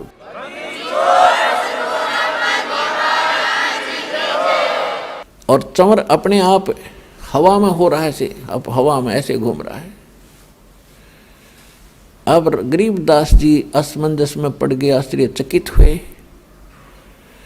तब परमात्मा ने उसको कई घंटे तक वहाँ ज्ञान सुनाया कि बेटा आप देख रहे हो ये स्थान है तुम्हारा। आप यहाँ रहा करते थे, चींटी तले का हाथी तक गधे कुत्ते सुअर बने फिर रहे हो, वहाँ राजा बनकर, इंद्र बनकर, स्वर्ग में देवता बनकर आप फूले नहीं समाते हो। वो तो नरक है, वो तो कीड़े की कुंड का आकर है ना, वो स्थान है, वो 21 ब्रह्मांड इस लोक की तुलना। वो तो गरीबदास देख ही रहे थे कि सचमुच भगवान ओए होए अब कहते हैं गरीबदास जी को मालिक ने बताया कि मैं भाई चारों युग में जाता हूँ। जो उन्होंने उनको कथा सुनाई सारी, वो ज्यों की तो गरीबदास जी ने आकर नीचे बोली और वह नो की नो लिखवा दी गई। तो कहा कि मैं काशी में धानक रूप में रहा करता था, वहाँ दिखा करता, लोगों को कपड़ा बुनता, और मैं एक एक दिन बेटा हजार हजार जगह प्रगट होकर और अब तेरे भाई बहनों को ज्ञान सुनाया करता। लेकिन वो तो इतने अंधे हो लिए, इस काल की भांग पिए पड़े हैं भाई, उनकी आंखें नहीं खुलती। मैं रोवत हूँ सृष्टि को, सृष्टि रोवे मोहे, गरीबदास इस वियोग को हो समझ न सकता कोई। गरीबदास जी को भगवान समझा रहे हैं कि गरीबदास वो सभी मुझे खोद रहे हैं। हे सुखदाई परमात्मा, हे संकट मोचन, हे मंगल करने वाले परमात्मा, आप कहाँ हो, हमें सुख दो। और मैं जब जाके कहता हूँ कि मैं परमात्मा हूँ तो ये मेरी मानते नहीं, मेरा ज्ञान नहीं सुनते। हमरा ज्ञान किने ना सुनिया, ये पर भी लेने जाते है दुनिया। पर भी नहाने जाते हैं कुंभ के मेला पे और उड़े कत्लेआम हो जाता है, एक्सीडेंट दुर्घटना में मर जाते हैं और कोरा पाप कमाते हैं, वहाँ कोई लाभ नहीं। उन बच्चों को काल ने इनको इतना भ्रमित कर दिया। तो गरीबदास जी कहने लगे परमात्मा अब मुझे यही रख लो। परमेश्वर ने कहा बेटा ऐसे नहीं रखा जाता। जैसा आपको पहले बताया था दास ने कि काल भगवान का और परमात्मा का एक एग्रीमेंट हुआ था। तो उसने ये कहा था कि भगवान आप अपना ज्ञान सुना के अपना बनाकर जो हृदय से आपको चाहे, आपके ज्ञान को माने और आप में हृदय से आपको चाहेगा तो वो आपका, बाकी मेरे। जबरदस्ती ना करना, बलपूर्वक ना ले जाना। परमात्मा ने कह दिया था कि ठीक है मैं बलपूर्वक नहीं लेके जाऊंगा और अपना ज्ञान सुनाऊंगा। और दूसरी बात यह है कि जब आप यहाँ से गए भक्ति धन से परिपूर्ण थे, उतने ही भक्ति कमाई करके यहाँ आ सकते हो, वैसे नहीं आ सकते। अब तो मैं लाया हूँ आपको, लेकिन आप यहाँ रह नहीं सकते। अब बालक थे, आंखों में आंसू भर आए, क्योंकि वहाँ जाने के बाद पता चलता ये क्या है, ये तो नरक दिखाई देता। यहाँ का चाहे सारी पृथ्वी का राजा हो, कति नरक दिखाई देता उस सुख की तुलना में। तब परमात्मा ने कहा कि बेटा तू चिंता ना कर, मैं तेरे साथ रहूँगा और ये ऐसा मंत्र दूंगा जल्दी ही आप भक्ति युक्त हो जाओगे। ऐसा नाम दूंगा सतनाम और सारनाम कि बहुत जल्दी भक्ति धनी बन जाओगे। अपने आत्माओं, इस आत्मा को हमने भक्ति से चार्ज करना है, भक्ति से फुल करना है, तब यह काम करेगी, तब ये भक्ति युक्त होकर के वहाँ जा सकती है।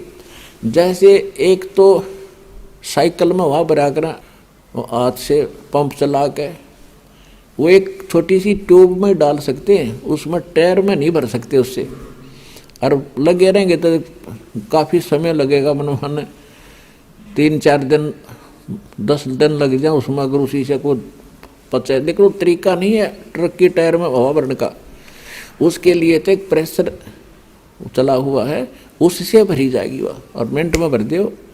इसी प्रकार जो भक्ति विधि मैं बताऊंगा गरीबदास, वो इतना गजब की होगी कि थोड़े ही समय में तुम्हारे टायर भर जाएंगे, फुल हो जाएंगे।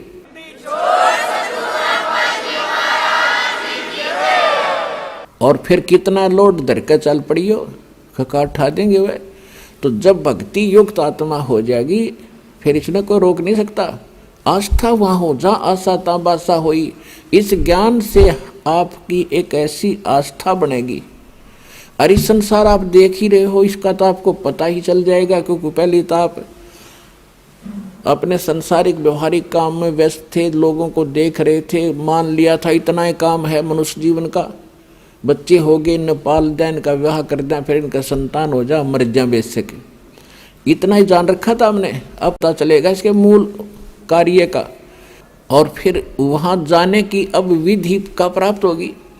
तो उसके लिए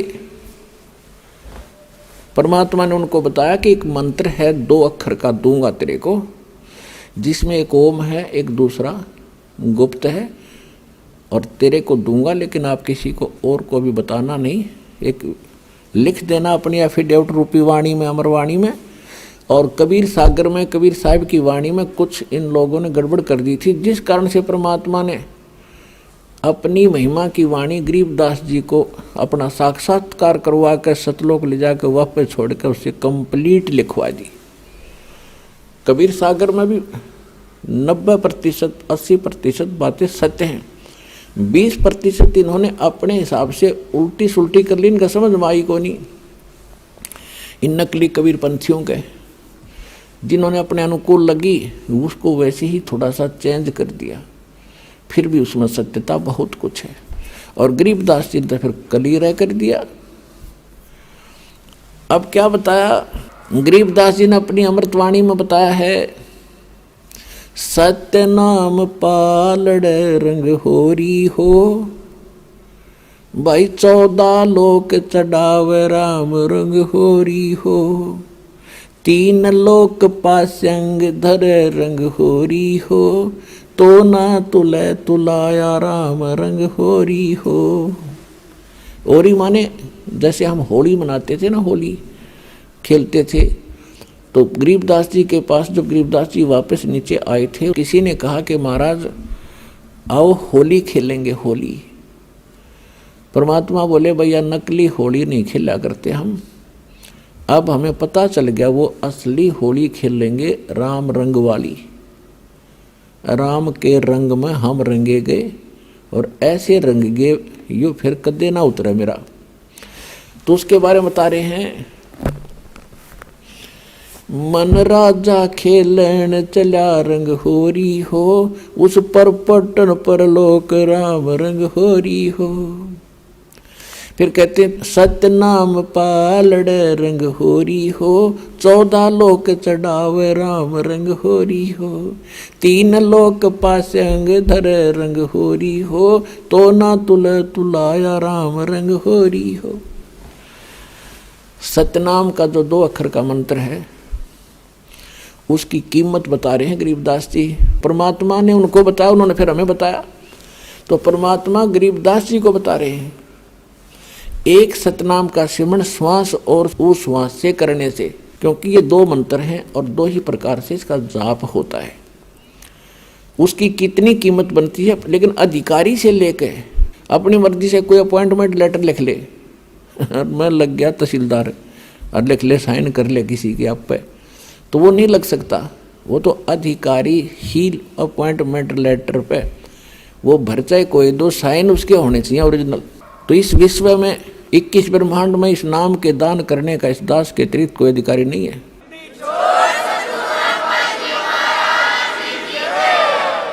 और यदि कोई नकली इस दास से ये मंत्र सभी प्राप्त करके और अपने आप दुकान खोल कर बैठ गया, नाम देने लग गया किसी को, तो सबसे बड़ा दुश्मन है मानव समाज का। अपना नाश करेगा और 100-200 हज़ार को और खराब करके उनका भार भी सिर पर धर लेगा। तो उनसे भी सावधान रहना है, ऐसे नकलियों से बचना है और बचाना है अपने भाई बहनों को, मानना उनको प्यार से। देखो यूँ मार्ग है प्यार का, इसमें धक्का नहीं चलेगा। भगवान का अनुबंध है, उस काल के साथ एक एग्रीमेंट है कि ज़बरदस्ती ना करना। तो आपने इस फार्मूले को अपनाना है, ज़बरदस्ती नहीं करना, प्यार से समझाना अवश्य। चाहे कोई गाली दे, आपने बुरा बोला है। अब जैसे एक छोटा सा बालक और अग्नि में हाथ देने चला, हीटर जला था, हीटर की तरफ भाग रहा है और उसको उठा लिया बड़े भाई ने, बहन ने या पिता ने, और वो रो रहा है मुझे छोड़ दे, और वो उधर से बालक है नादान थप्पड़ भी मार रहा है सिर में, मुझे छोड़।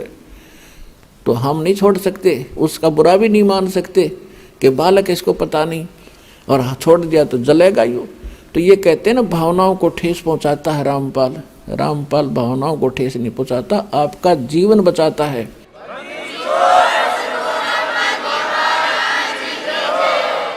अब प्रारंभ में जब ये ज्ञान धीरे धीरे प्रचार शुरू किया, टीवी माध्यम से जाने लगा, तो भक्तों के पास अनजान लोगों के ऐसे बुरे फोन आते थे, गालियां देते थे, तुम क्या कह रहे हो, ब्रह्मा विष्णु महेश को नासवान बता रहे हो, तुम्हें ये कर देंगे वो कर देंगे। इनसे प्रार्थना कर रखी थी, भाई बोलियो ना, सुनते रहो पर चलते रहो। एक दिन आवेगा, इनकी भांग उतरेगी, ज्ञान सामने रखा हुआ है, और अब भी नहीं समझेंगे, फिर तो पत्थर हैं ये। और फिर जान बूझ साची तजय करे झूठ से ने, ताकि संगत है प्रभु सोपन में भी ना दे। आंखों प्रमाण देख के, और फिर भी नहीं मानेगा तो पत्थर आदमी है। कहते इसे नालायक के तो सपने में भी ना मिला हमने। तो इसी प्रकार आपका प्रयत्न है, प्रत्येक भाई बहन को समझाओ, और कोई ऐसी गलती कर रहा है उसको समझाओ, क्यों पाप का भागी बन रहा है, ऐसी गलती मत करो। आप भी दोबारा उपदेश लो वहाँ जाके, और इनको छोड़ो भगवान के बच्चों के। ये तो पहले दुश्मन बतेरे थे, ये काल के दूत नरे भेज रखे काल ने, इनको मिसगाइड कर दिया। सारे सबकी दुर्गति हो रही है, भक्ति भी कर रहे हैं, साधना भी कर रहे हैं, जो भी कोई क्रिया बताता वो भी कर रहे बेचारे, और फिर भी दुखी, क्योंकि वो शास्त्र विदिता कर्मन माना आचरण है। वो सत्य भक्ति नहीं है, शास्त्र अनुकूल नहीं है। शास्त्र अनुकूल भक्ति और पूरा कोर्स सतलोक आश्रम बरवाला, जिला हिसार, हरियाणा के अतिरिक्त विश्व में नहीं है।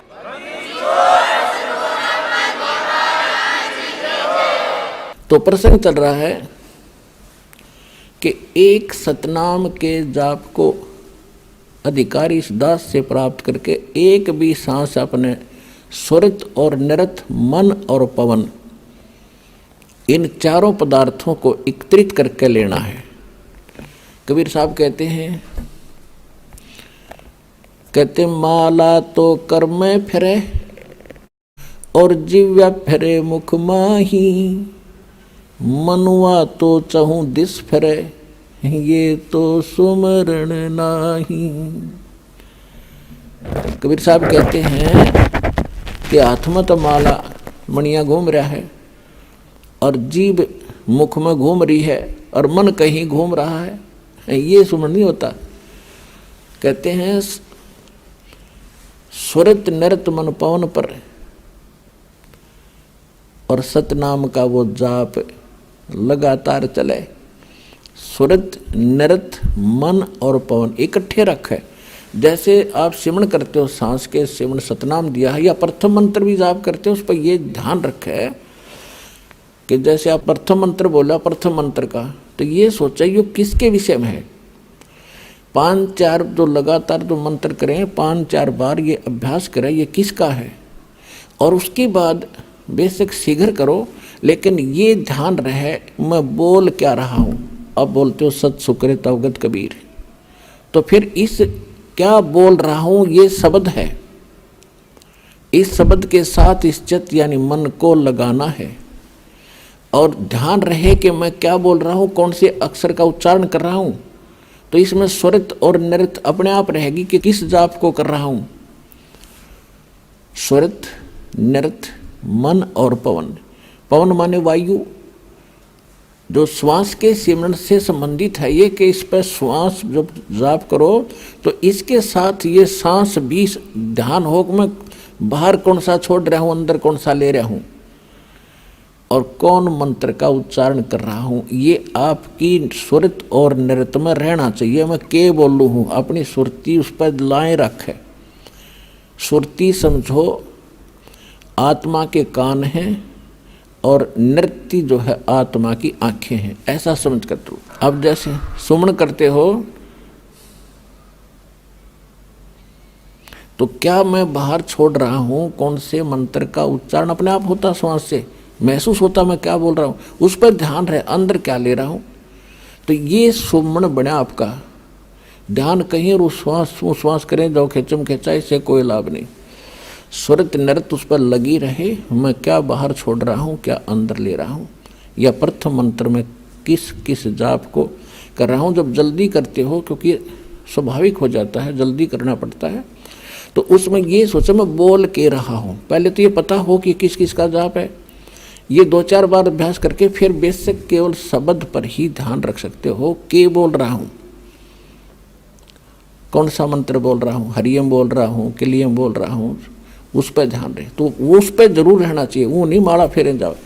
तो ऐसे ही सतनाम पर बात चल रही है कि सतनाम पालड़े, तराजू के एक पलड़े में ऐसे किया हुआ श्वास उश्वास सुरत नृत और मन और श्वास के साथ किया हुआ एक श्वास के सिमरण की, ओनली एक मंत्र, सांस बाहर छोड़ा और अंदर ले लिया, पूरा हो गया एक मंत्र।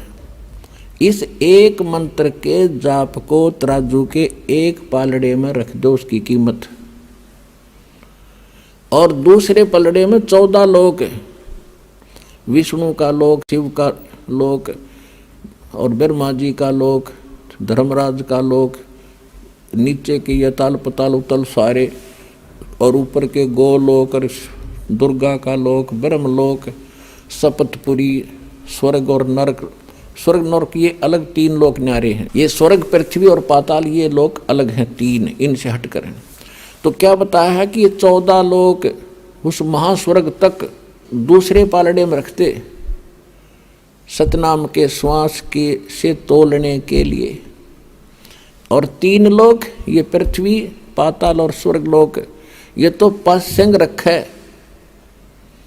पास्यंग क्या होती है आजकल के एजुकेटेड बच्चों को पता नहीं, क्योंकि ये ज्ञान गूढ़ रहस्य है और अपनी लोकल लैंग्वेज में ये एक सूक्ष्म वेद है। तो दास का जन्म ऐसे समय में दिया दाता ने, दास ने दोनों जमानों की लैंग्वेज का ज्ञान हुआ, जिस कारण से इन गूढ़ रहस्यों को आज समझ सका। और इस ग्रंथ को, गरीबदास साहिब जी के ग्रंथ को आज के बालक पढ़ के देख लो, इन्हों का डरते इसमें पता नहीं क्या लिख रखा है, क्योंकि वो भाषा उन्होंने अपने उस समय की भाषा में लिखा।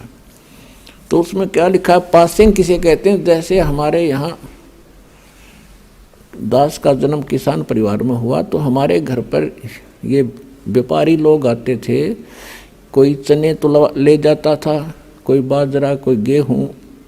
तो वो क्या करते थे, जब तोलते समय हमारे पिताजी कहते थे कि भाई लाला जी अपनी तराजू चेक करा पहले। वो देखते थे अगर थोड़े से अनबैलेंस्ड होती, वो सौदा करने आया था, जैसे गेहूं का ढेर पड़ा है और उसी को तोलना था, तो गेहूं ही एक मुट्ठी उठाई उस ढेर में से, और तराजू को एकसार करने के लिए, एररलेस करने के लिए, उसकी त्रुटि निकालने के लिए एक पलड़े में वो थोड़े से गेहूं डाल देता था, 2-4 ग्राम, और जिससे वो डिफेक्ट तराजू का ख़त्म हो जाता था। तो उस तरफ बट्टे रख देता था। और फिर उसके बाद वो सौदा कणक का तो घना था, वो पासिंग का तो कोई सौदे में अकाउंट है नहीं उस पासिंग का, तो जो रखे थे इतने गेहूं, तो ये पासिंग समझो। तो अब क्या बताते हैं गरीबदास जी, सतनाम पालड़े रंग होरी हो। सतनाम के 2 अक्षर हैं, वो तो स्पष्ट लिखा है वाणी में। सतनाम तो दास इसलिए बोल रहा है, इसको थोड़ा सा सार्वजनिक कम कर रहा हूं अभी, वैसे कर तो दिया तकरीबन। वो 2 अक्षर का नाम है, एक ओम और दूसरा वो तत् सांकेतिक है। कहते ये सतनाम है 2 अक्षर का, ये 2 अक्षर के नाम का जाप सतनाम कहलाता है। तो कहते सतनाम पालड़े रंग होरी हो, और 14 लोक चढ़ावे राम रंग होरी हो। 3 लोक पासिंग धरे रंग होरी हो, तो ना तुले तुलाया राम रंग होरी हो। ओए होए, अब एक सिमरन की ओए होए इतनी कीमत है। और परमात्मा खुद अपनी वाणी में बोलते हैं, कबीर कहता हूँ कहीं जात हूँ और कहूँ बजा के ढोल, श्वास जो खाली जात है ये 3 लोक का मोल। ये तो जो बिना नाम करे तुम खाली छोड़ रहे हो, ये भी इतना कीमती है, 3 लोक का मोल। और सतनाम के साथ जाप किया जाता, कहते 3 लोक पासिंग धरे रंग हो रही हो, तो ना तुला तुला राम रंग हो रही हो। इसकी इतनी कीमत बन जाती है सतनाम के जाप से। और फिर सार नाम, ओए होए, उसका तो कहना है कि आपके ऊपर जो परमात्मा ने रहम किया है उसका कोई एस्टीमेट लगाकर दास नहीं बता सकता। कितनी दया आपके ऊपर हुई है। यहाँ आना हंसी खेल है। आप देख लो हरियाणा के लोग कितने आ रहे हैं, और मध्य प्रदेश, उत्तर प्रदेश, राजस्थान, वहाँ से कैसे आ रहे हैं। तो कहते हैं अभी तक इन्होंने ज्ञान नहीं या इनके इतने अच्छे संस्कार नहीं बने हैं जो यहाँ तक पहुँच सके। तो एक दिन ऐसा आवेगा, परमात्मा ने बोल रखा पूरा विश्व ने ही ये ज्ञान स्वीकार करना ही पड़ेगा, और कोई विकल्प नहीं है, नहीं तो घने दुखी हो जाएंगे।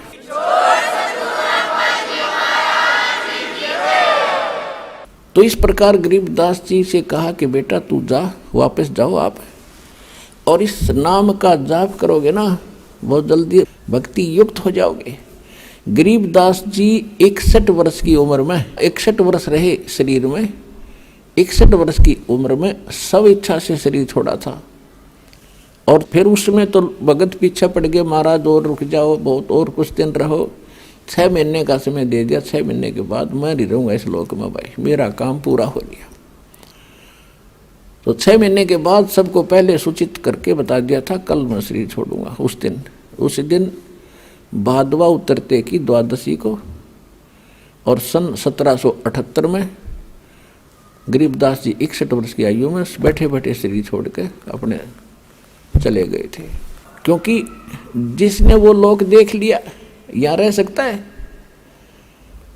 आपको तो वैसे तो इस ज्ञान से ही दास आपको इतना प्रेरित कर देगा कि आपकी आस्था यहाँ से हटकर 100% वहाँ लगेगी, तभी वहाँ जा सकोगे।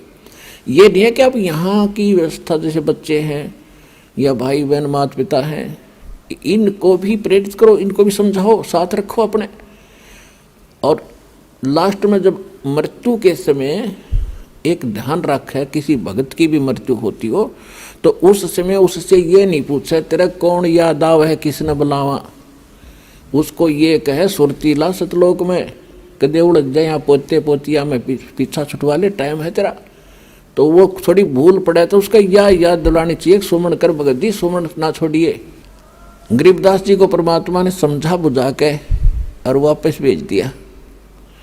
उधर से क्या हुआ कि पीछे से वो पाली गवाले थे, उनका याद आई 4-5 घंटों के बाद। वो दूर ले गए उन पशुओं को। उन्होंने कहा वो बालक कहाँ है, लड़की का लड़का, उसको लिया उठा कर। उसका समय आ गया गाय घेरन का, उसकी नंबर आ गया यहाँ पाली बनकर खड़ा होने का। तो वो पहुँचे वहाँ पर जहाँ पर वो छोड़ के आए थे।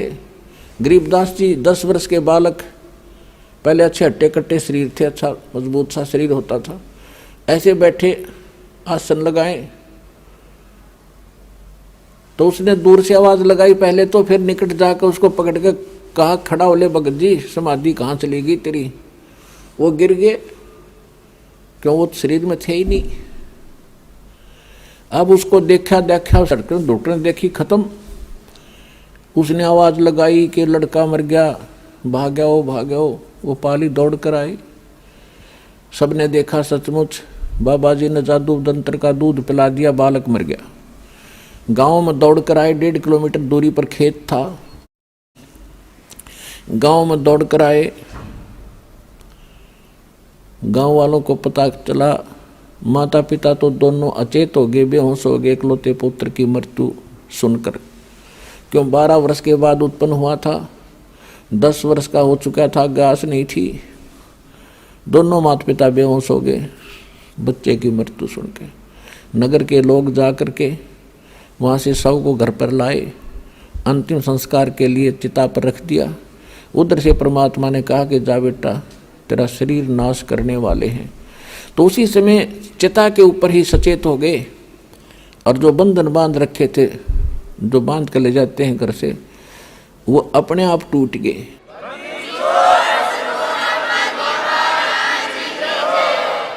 और खड़ा होते ही नीचे उतर आए, उतर कर चल पड़े, और ये वाणी बोलने लगे। जो गरीबदास जी की वाणी का हम पाठ करते हैं, दास उन्हीं की वाणी को अधिक आधार बनाकर आपको ज्ञान सुनाता है। अजब नगर में ले गए हमको सतगुरु आने, जल के बिंब अगाध गुति वासुते चादर ताले। पर पटन व परलोक है जहाँ अदली सतगुरु सारे। भक्ति हेत से उतरे पाया हम दीदारे। अब इस भाषा को गांव वाले नहीं समझ सकते, और जो मालिक ने उनके अंदर वो ज्ञान फीड कर दिया तो करना ही था कंप्यूटर की तरह। फिर वो बोलने लग गए, क्योंकि परमेश्वर ने कहा था कि बर्म में पंथ में, गरीबदास वाले पंथ में, उस पंथ के प्रवर्तक द्वारा मेरी महिमा की वाणी प्रकट होएगी। वो तो होनी ही थी। और फिर परमेश्वर ने यह भी कहा कि उस बर्म में पंथ में, गरीबदास वाले पंथ में जब वो चल चुका होगा तो उसमें फिर मैं स्वयं आऊँगा और सभी पंथों को खत्म करूँगा। इस ज्ञान से मेरे बच्चों को एक करूँगा, सभी एक होंगे, सबका मोक्ष करूँगा। तो उसी गरीबदास वाले पंथ में ये दास भेज रखा। उस परमपिता ने अपना दास भेज दिया, अपना नौकर भेज दिया। पूरी भक्ति विधि, पूरा कंप्लीट कोर्स, पूरी पावर देके आपको मोक्ष कराने का पूरा प्रबंध दे करके दास को भेज रखा है। ये 100 प्रमाणित समझ लेना, सच समझना।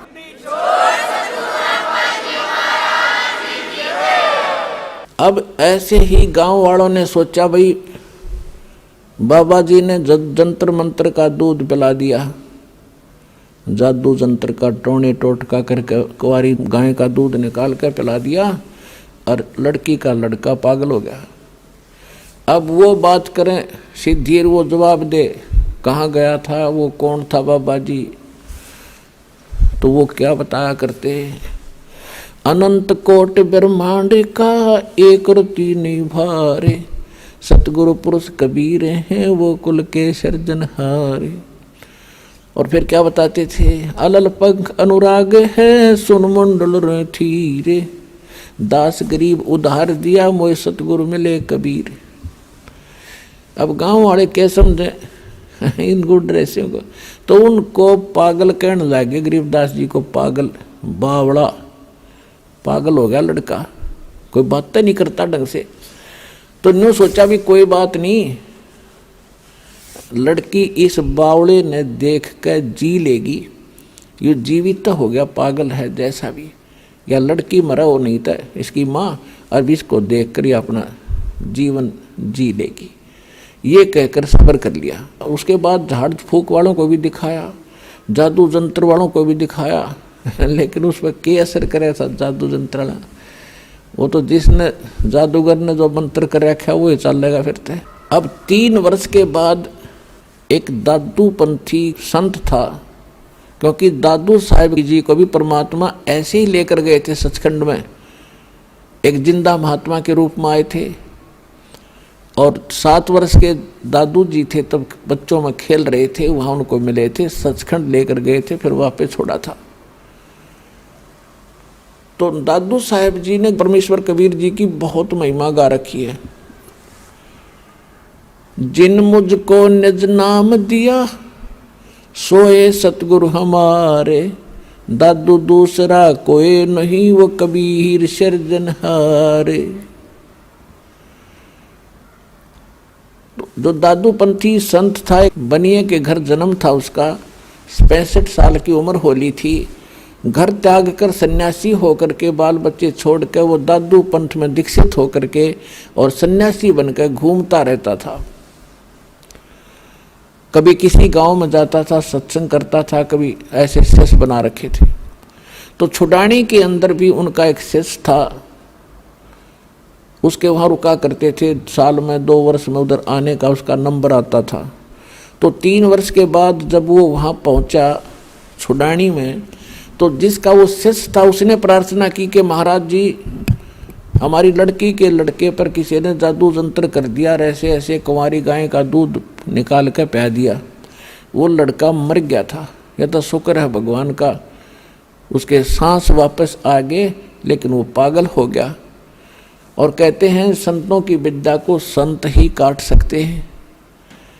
आप दया कर दो, आप कुछ कर सकते हो तो उस दादू पंथी गोपाल दास नाम था उसका। गोपाल दास ने कहा कि भी लाओ मेरे पास, कोई दिक्कत नहीं, भूत प्रेत का साया नहीं रहेगा, मैं जानता हूं विद्या। अब वो व्यक्ति गरीबदास जी के नाना जी के पास गए और उनसे कहा कि ऐसे ऐसे मेरे पास एक महात्मा आते हैं, बड़े पहुंचे हुए हैं और बच्चे का वो इलाज कर देंगे। तो 5-7 गांवों के बुजुर्ग से, जिम्मेवार से आदमी उस बच्चे ने लेकर वहाँ गए, उसी गांव उसके घर पे। तो गोपाल दास ने पूछा कि बेटा वो कौन था जिसने तुझे बर्बाद कर दिया, क्या नाम था उसका, कौन था वो, क्या किया उसने। तो गरीबदास जी ने कहा कि मुझे बर्बाद नहीं किया, मुझे आबाद कर दिया। अजब नगर में ले गए हमको परमेश्वर आने, जल के बिंब अगाध गति हम सूते चादर ताने। हम सुल्तानी नानक तारे दादू को उपदेश दिया, जात जुलाहा भेद न पाया वो काशी माहे कबीर हुआ। अनंत कोट ब्रह्मांड का एक रति नहीं भारे, सतगुरु पुरुष कबीर हैं ये कुल के सिरजनहार। काफी देर तक गरीबदास जी ने वह अमृतवाणी की बौछार लगा दी।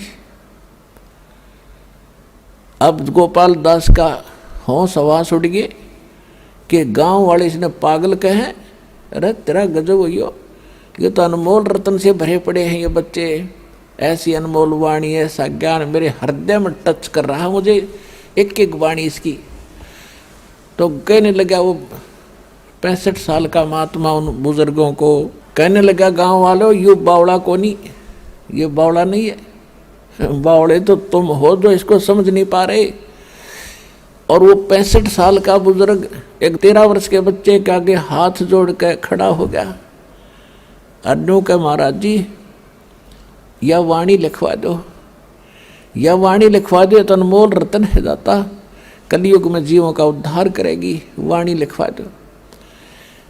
अब गरीबदास जी चल पड़े उठ के उसको पक्का करने के लिए।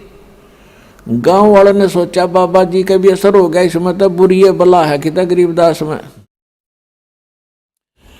कि बाबा जी भी पागल हो गया, इस पे भी असर हो गया इस बच्चे वाले संकट का। वो तो संकट देखा था उन्होंने, संकट मोचन थे वह।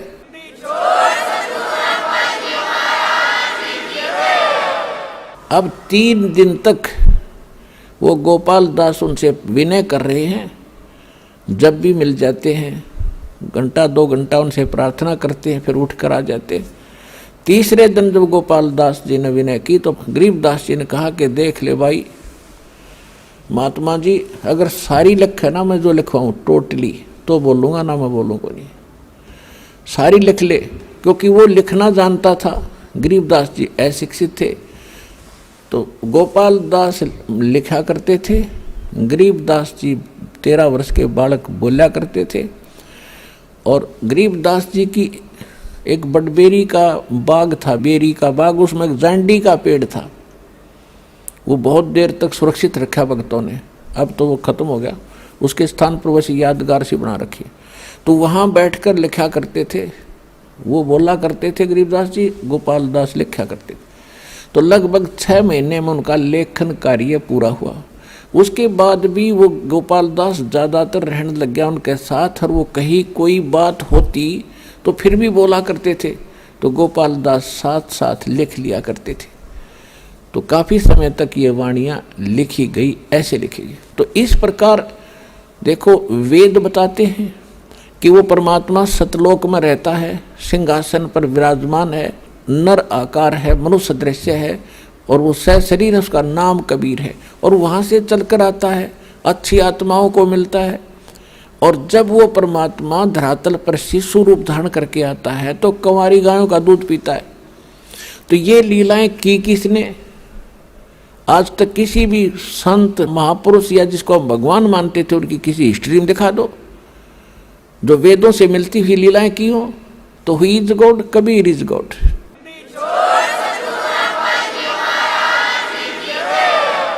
तो वेद बताते हैं और वही लीला परमात्मा ने की है, और आंखों देखा संत बताते हैं। और अब भी विश्वास ना होगा तो फिर कब होगा? यानी विश्वास तो होगा ही होगा, लेकिन जो ना सुनते उन्हें एक बार ये कड़वा सा लगा है और फिर देखना कितना मीठा होगा। तो आज का जो विषय था कि परमात्मा पर विश्वास हम कैसे करें, कि वहाँ कैसा लोक है, कैसा स्थान है। तो गरीबदास जी ने कहा है, अरस कुरस पर श्वेत गुमट है, ता परमेश्वर का डेरा। श्वेत छतर सिर मुकुट विराजय, देखत ना उस चेहरे नू। गरीबदास ये वक्त जात है, रोवोगे इस पैरे नू। कि समय जा रहा है, इस मनुष्य जीवन को प्राप्त करके यदि भक्ति सत्य नहीं की, पूर्ण संत की तलाश नहीं की, तो फिर रोया करोगे, उस समय फिर हाथ नहीं लगेगा। तो समझा है तो सर धर पाओ और बहुर नहीं रे, ऐसा था। सत साहिब।